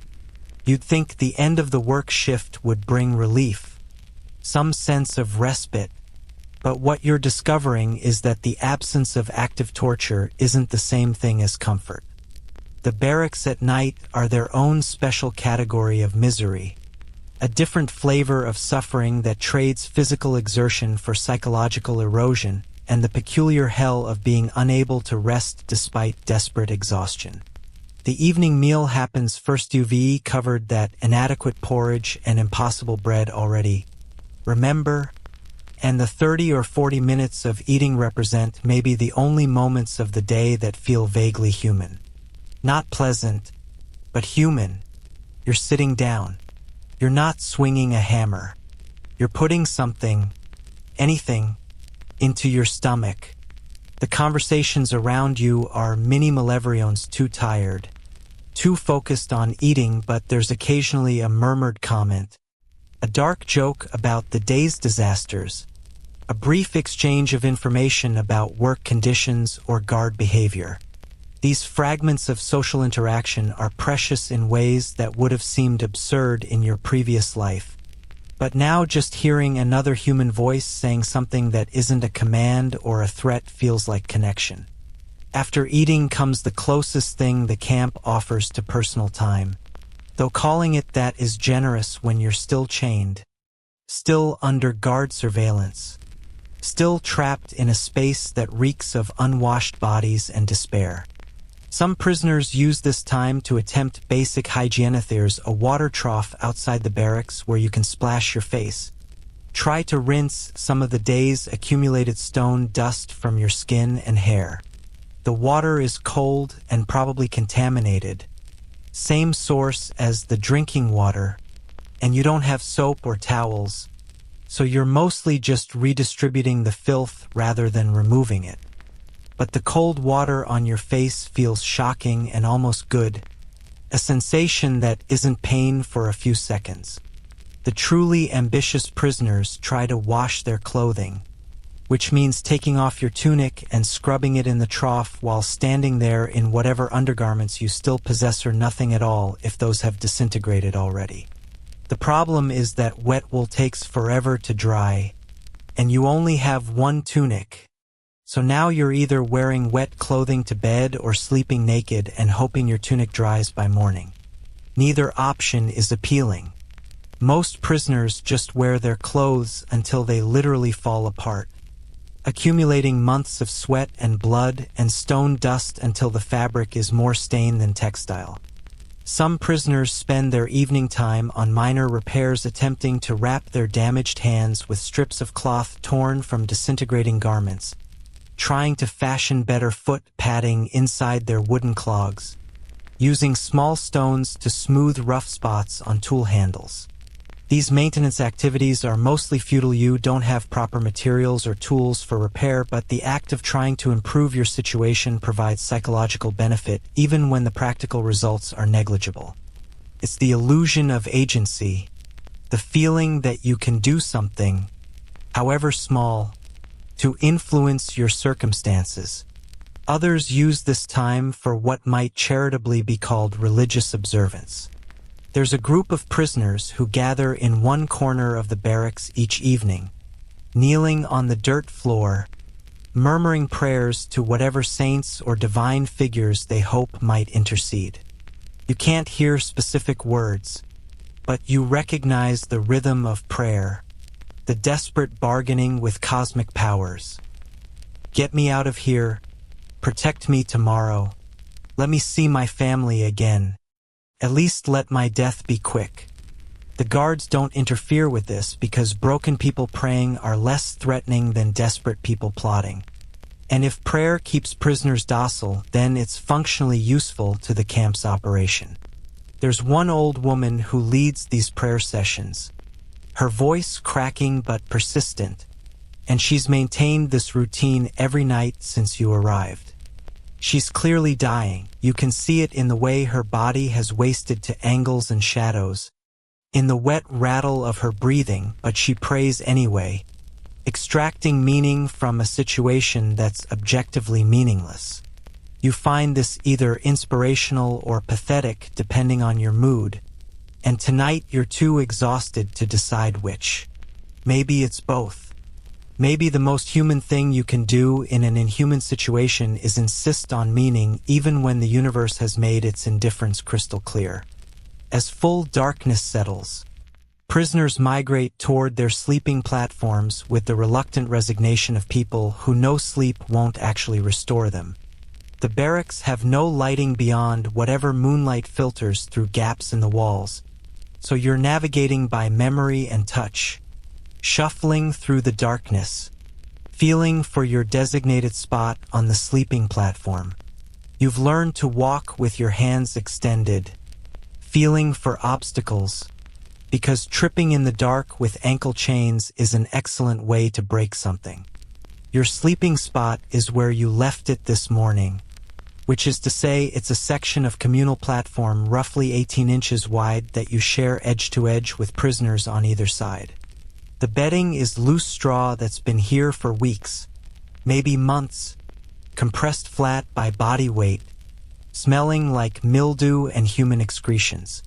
This straw hosts an entire ecosystem of parasites, lice, fleas, probably bed bugs, definitely mice, possibly rats.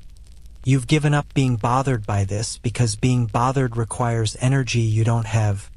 And anyway, what's your alternative? Complain? To whom? About what? Everyone's in the same situation. The temperature drops significantly after sunset. You're relearning that quarries carved into hillsides create natural cold air sinks where chilly night air settles and pools. That thin wool tunic you're wearing provides almost no insulation. The camp doesn't issue blankets because blankets cost money and prisoners' comfort doesn't factor into budgetary decisions. Your only warmth comes from the bodies pressed against you on either side, which creates the bizarre situation where you're simultaneously grateful for human proximity and revolted by it. The man to your left smells like infection. The man to your right has some kind of skin condition that's flaking scales into the straw. But they're warm bodies, and you need that warmth to survive the night, so you press closer despite every instinct screaming to maintain distance. Sleep doesn't come easily despite your exhaustion. Your body is so far beyond tired that it's entered some kind of hyperfatigued state where your nervous system is too activated to shut down properly.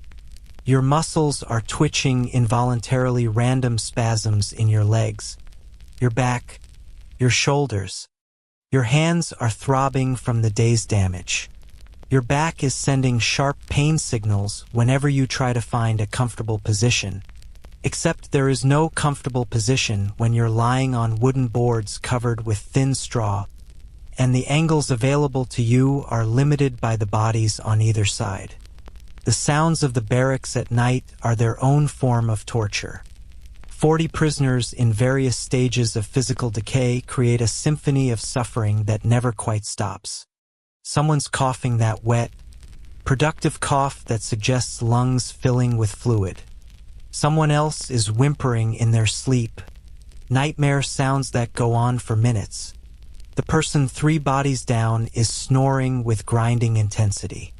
Someone's stomach is making alarming gurgling sounds. Diarrhea will probably wake them soon for a stumbling trip to the latrine pit outside. The collective breathing of 40 humans creates a sound like wind through trees, except it's not peaceful. It's just present.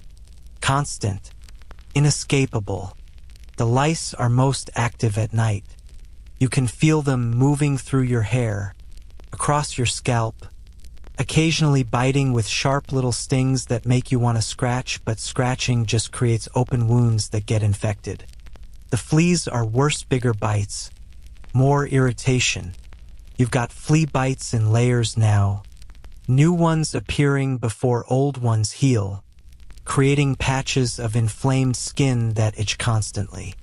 Medieval physicians believed these parasites were spontaneously generated from corrupted flesh or bad air, which is adorably wrong but wouldn't matter even if they understood germ theory, because there's no way to eliminate parasites without proper hygiene, clean clothing, and soap, none of which are available. Around midnight, eerie guessing at time because there's no way to track it precisely. Someone starts screaming. Not in pain exactly, more like terror. Nightmares are common here, and they're vivid. The screaming wakes half the barracks, and you hear people shifting, muttering complaints, but nobody actually intervenes because what would they do? The screamer eventually quiets on their own, or maybe the person next to them shakes them awake. The guards outside don't even respond. Nighttime disturbances are routine, expected, not worth investigating unless they suggest actual violence or escape attempts. You drift finally into something approximating sleep, but it's not restorative. It's more like your consciousness just gives up for a while, retreating into fragmented dreams that are somehow worse than being awake. You dream about stone, about hammer strikes that go on forever, about seams that won't split no matter how hard you work. You dream about your hands dissolving into raw meat. You dream about being buried under rockfalls. You dream about home, about people you'll never see again. And these dreams are the cruelest because you wake from them back into this reality and have to experience the loss fresh every time. Something wakes you, maybe a rat running across your legs, maybe your bladder insisting you need to piss, maybe just your body deciding that lying still hurts too much and you need to shift positions. The barracks are dark except for faint moonlight through gaps in the walls. You can hear guard footsteps outside, the crunch of boots on gravel as someone walks their patrol route. The temperature has dropped further. It's properly cold now. Cold enough that you're shivering despite the body heat around you. The latrine situation at night is particularly miserable. There's a pit outside, maybe 30 yards from the barracks, basically a hole in the ground with some wooden rails around it for minimal safety. Getting there requires navigating in darkness with your ankle chains, trying not to fall into the pit, trying not to get too close to the edges, which are slippery with substances you don't want to think about. The smell is overwhelming, raw sewage composting in medieval conditions. You do your business as quickly as possible and shuffle back to the barracks. And your spot on the sleeping platform has already been partially absorbed by the prisoners on either side spreading out. So you have to squeeze back into your space, which wakes them up, which generates muttered curses. Some prisoners don't bother with the latrine at night. They're too exhausted to move, or too sick, or too hopeless to care about basic sanitation. They just soil themselves in the straw, which creates its own problems come morning, but which seems like the path of least resistance at 2 a.m. when you're barely conscious. The guards punish this behavior when it's discovered, usually by beating the offender and making them clean the soiled straw, but not consistently enough to prevent it. The hours between midnight and dawn are the longest. You're awake but exhausted, uncomfortable but trapped in position, too cold to sleep well but too tired to move. Your mind wanders into dark territory. You think about death, about whether it would be relief or failure. You think about the statistical reality that most prisoners don't survive this place. You wonder if your body will last another week, another month, You calculate survival odds and come up with increasingly pessimistic numbers. You think about the people you knew in your previous life and wonder if they think about you, if they even know where you are, if they've already written you off as dead. Dawn arrives not with sunrise. You can't see the horizon from inside the barracks, but with the sound of guards beginning their morning routine. Boots on gravel.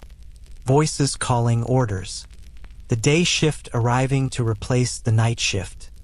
This is your warning that work begins soon, that you need to drag yourself upright, try to coax your frozen joints into movement, prepare for another day of systematic destruction. You didn't rest. You didn't recover. You're more damaged this morning than you were last night, and you'll be more damaged tonight than you are right now. This is the trajectory, the downward spiral that only ends one way. But the guards are banging on the barracks walls now, shouting for everyone to rise, and your body moves automatically because stopping means dying faster, and apparently some part of you still wants to live even though you can't remember why. Another day begins. Let's talk about the mathematics of medieval Quarry mortality, because the numbers paint a picture that's somehow both abstractly horrifying and brutally concrete. If you arrived at this camp with a group of 100 prisoners, statistical analysis of historical records and archaeological evidence suggests that after 3 months, maybe 70 of you are still alive. After 6 months, that number drops to around 40. After a year, you're looking at 15 to 20 survivors, and most of those are probably the collaborators, the skilled workers who bought themselves easier positions, the statistically improbable lucky ones whose bodies held together slightly longer. The average survival time for a regular prisoner performing hard quarry labor under these conditions is somewhere between 4 and 7 months. You probably won't see next spring. That's not pessimism, that's actuarial reality. Escape attempts happen with predictable regularity, which tells you something about human nature. We'll pursue even irrational hope when the alternative is accepting certain death. The problem is that medieval quarry camps are specifically designed to make escape functionally impossible through layers of redundant security measures that don't require sophisticated technology, just geography, human psychology, and the reliable application of violence. The physical barriers start with location. This quarry isn't adjacent to a town or major road where escaped prisoners might blend into populations or find sympathetic assistance. It's isolated, carved into a hillside miles from the nearest settlement, approached by a single road that guards monitor constantly. The terrain around the camp is deliberately difficult: forested hills, rocky ground, no clear paths. Even if you somehow got past the immediate camp perimeter, you'd be stumbling through wilderness with ankle chains limiting your movement, with no supplies, probably at night because daytime escape is suicide. The guards know the local terrain. You don't. They have dogs. You've heard them barking at night. Big aggressive animals trained to track and attack. Your head start would be measured in minutes before organized pursuit began. The ankle chains are the primary physical restraint, and they're devastatingly effective. Remember, these aren't chains with locks. You might pick theory riveted iron cuffs, permanently attached, with a 2-foot connecting chain that prevents normal walking. Running is basically impossible. Climbing is extremely difficult. Swimming would drown you from the weight. You'd need tools to remove them, a hacksaw or chisel, and hammer, and those tools are accounted for constantly. Every evening, work tools are collected and stored under guard. Even if you manage to steal a chisel, you'd need hours of work to cut through the iron, creating noise that would alert everyone within 100 yards. Some desperate prisoners have tried to remove chains by breaking their own ankles, crushing the bones to slide the cuffs over, And while this occasionally works, you're now fleeing on shattered ankles, which is its own form of recapture guarantee. The camp perimeter has a fence, not a sophisticated barrier. Just wooden posts with horizontal rails and gaps small enough that squeezing through requires effort and time. It's not meant to be impenetrable. It's meant to slow people down and create noise. Guards are positioned at overlook points with sight lines covering the perimeter. They're specifically watching for escape attempts during the night when prisoners might think darkness provides cover. The fence is reinforced with thorn branches in some sections, creating natural barbed wire that tears skin and clothing. Getting over or through this fence in darkness while wearing chains, while avoiding guard sight lines, while staying silent enough not to alert anyone, the difficulty approaches impossibility. But let's say you're exceptionally capable or lucky. You've observed guard patterns for weeks, identified a 2-minute window during shift change when a section of fence isn't directly observed. You've stolen or fashioned some tool. You've cut through your chains or somehow slipped them. You're over the fence and into the forest. You've achieved the impossible first stage of escape. Now what? You're wearing prisoner clothing that marks you instantly to anyone who sees you, that distinctive rough wool tunic, those wooden clogs. You're emaciated, filthy, probably injured, definitely malnourished. You have no money, no supplies, no weapons. You don't know the terrain. The nearest settlement is miles away through difficult country. And when you get there, what's your plan? Walk into town looking like an escaped prisoner and hope for charity? Medieval communities were intensely suspicious of strangers, operated on tight social networks where everyone knew everyone. A starving stranger in prison clothes asking for help would be reported immediately, either to local authorities or directly to the quarry guards, who probably offer rewards for escaped prisoner information. The local population isn't sympathetic to prisoners because the guards have cultivated relationships with surrounding communities. The quarry provides employment. Guards are hired locally. Supplies are purchased from local merchants. There's economic interest in maintaining the camp's operation. Plus, medieval justice systems didn't distinguish much between types of prisoners. You might be here for poaching a rabbit, but for all the locals know, you're a murderer or rapist. Why risk angering authorities to help someone who's probably a criminal and definitely brings trouble? Historians still argue about successful escape rates from medieval forced labor sites, largely because record-keeping was inconsistent and successful escapes by definition leave fewer historical traces. The consensus estimate is that maybe 1 to 3% of escape attempts succeeded, and success here is defined loosely as not immediately recaptured. It doesn't account for escapees who died from exposure, starvation, or injuries in the weeks following escape. The actual rate of prisoners who escaped and went on to live sustainable free lives is probably well under 1%. These are terrible odds. And yet desperate people keep trying because humans are spectacularly bad at accepting zero-sum situations even when the evidence is overwhelming. The punishment for attempted escape is designed to be disproportionately severe, creating deterrent effect that exceeds the actual crime. If you're caught during an escape attempt, which you almost certainly will, not just return to your previous situation. You're made an example. The beating you receive is public, performed in front of assembled prisoners so everyone can see what happens to people who try to leave. Guards use clubs and fists and boots, targeting major muscle groups, ribs, joints. The goal isn't just to punish you specifically, but to create a spectacle memorable enough that other prisoners absorb the lesson viscerally. Attempting escape brings suffering worse than staying. If you survive the initial beating, and not everyone does, Because medieval guards aren't trained in limiting force and sometimes get carried away, your work assignment gets worse. You're sent to the most dangerous sections of the quarry, the unstable faces where rockfalls are frequent. Given the most difficult quotas, your rations get reduced, which seems counterproductive since you need energy to work. But it's punishment, not practical labor management.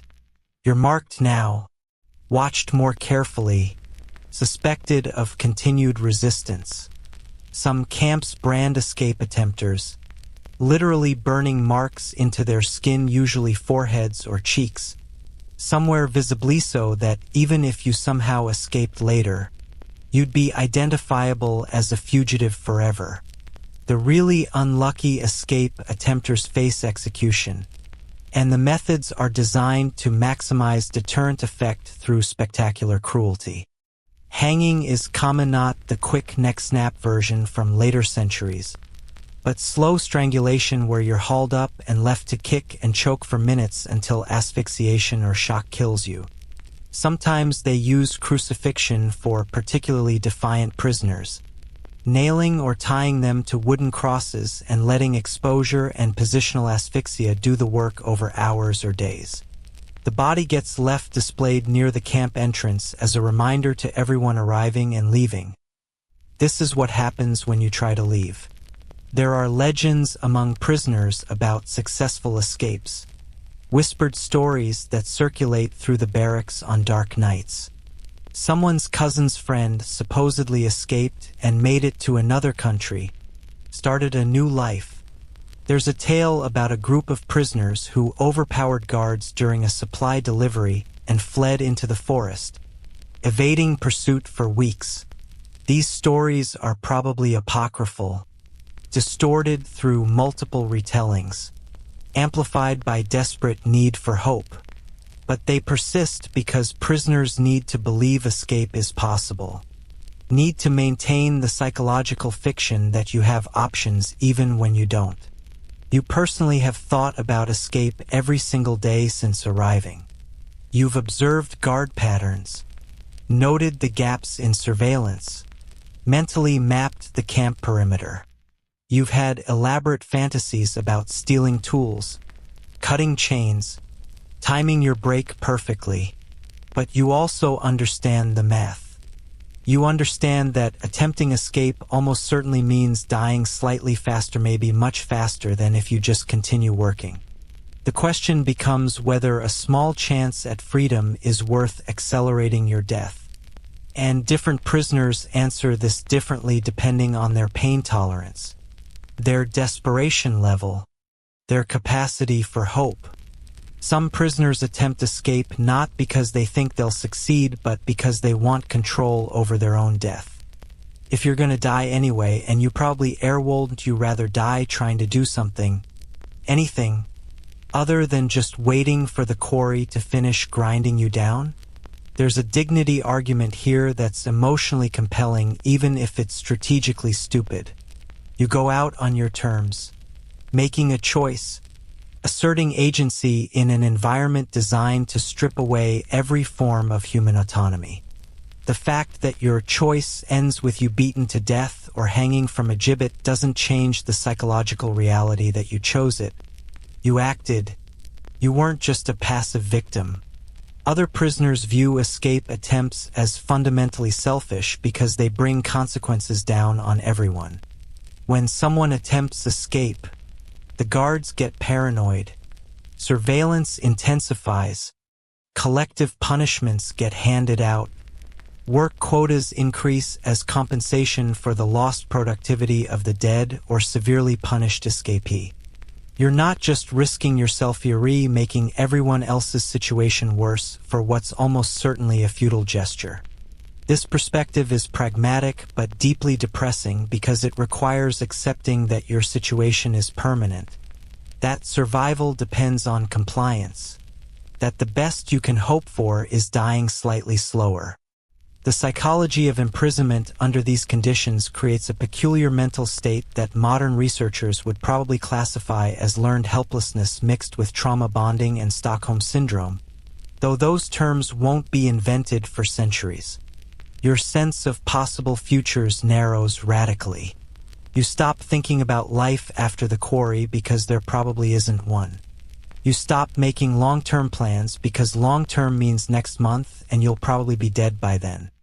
Your temporal horizon compresses to immediate concerns. Make today's quota, get today's meal, survive until tomorrow. Anything beyond that is abstraction. The few prisoners who do last more than a year start to exhibit a particular form of institutionalization where the camp becomes their entire reality. They've forgotten, or actively suppressed, memories of life before imprisonment because those memories are too painful, create too much cognitive dissonance between who they were and what they've become. They've internalized the camp's logic, accepted its rules as natural law. Some of these long-term survivors become collaborators almost involuntarily, not consciously choosing to betray other prisoners.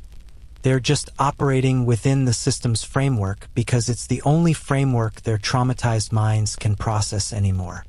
The ultimate cruelty of the medieval Quarry prison isn't any single aspect, not the labor, not the starvation, not the violence, not the disease.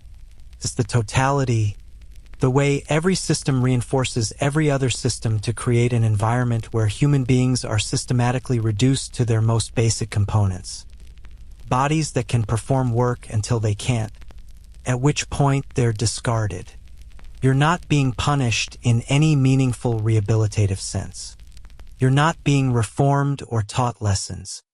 You're just being used up, consumed like the stone you're extracting, and when you're empty, there will be another cart of prisoners arriving to replace you. The average survival time is 4 to 7 months.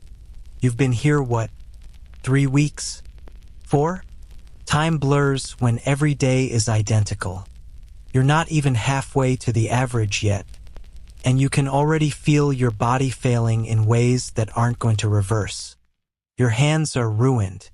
Your back is chronically damaged. Your lungs are coating themselves with stone dust. Your nutrition is so inadequate that your body is cannibalizing itself. The mathematical reality is stark. You probably won't survive long enough to attempt escape. And if you do, the escape will almost certainly fail, and the failure will kill you faster than just continuing to work. So you wake up tomorrow morning. You shuffle to the quarry. You pick up your hammer and chisel. You swing and strike and split stone and fill baskets and eat inadequate meals and sleep poorly and wake up and do it again and again and again until you don't. The shadows lengthen across the quarry face as evening approaches, and you find yourself moving more slowly now, your hammer feeling impossibly heavy, each strike requiring a conscious decision to continue. The stone doesn't seem to care anymore whether you split it or not. The guards' voices fade into something distant, like sounds heard underwater. Your body has stopped sending specific pain signals. Everything just aches with a dull, profound exhaustion that feels almost peaceful. You think about the sunrise this morning, how the light caught the limestone and made it glow almost golden. You think about the prisoner who helped you learn to read the stone's grain, an act of kindness in a place with so little kindness. You think about nothing at all, letting your mind drift into that soft, empty space where thoughts don't quite form and time doesn't quite pass and everything is okay because you've stopped expecting anything to be okay. The day's work ends. You set down your tools.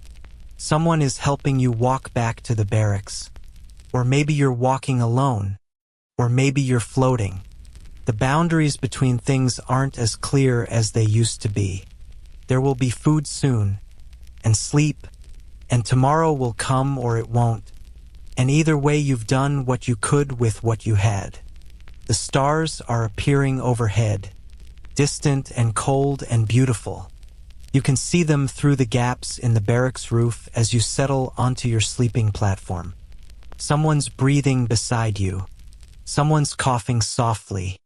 The familiar sounds of night wrapping around you like a threadbare blanket. Your eyes close. Your breathing slows. The quarry releases its hold. Just a little, just enough. Rest now. You've earned it. Let the darkness be gentle. Let tomorrow worry about itself. Everything fades to soft, merciful quiet, and finally Finalia can stop.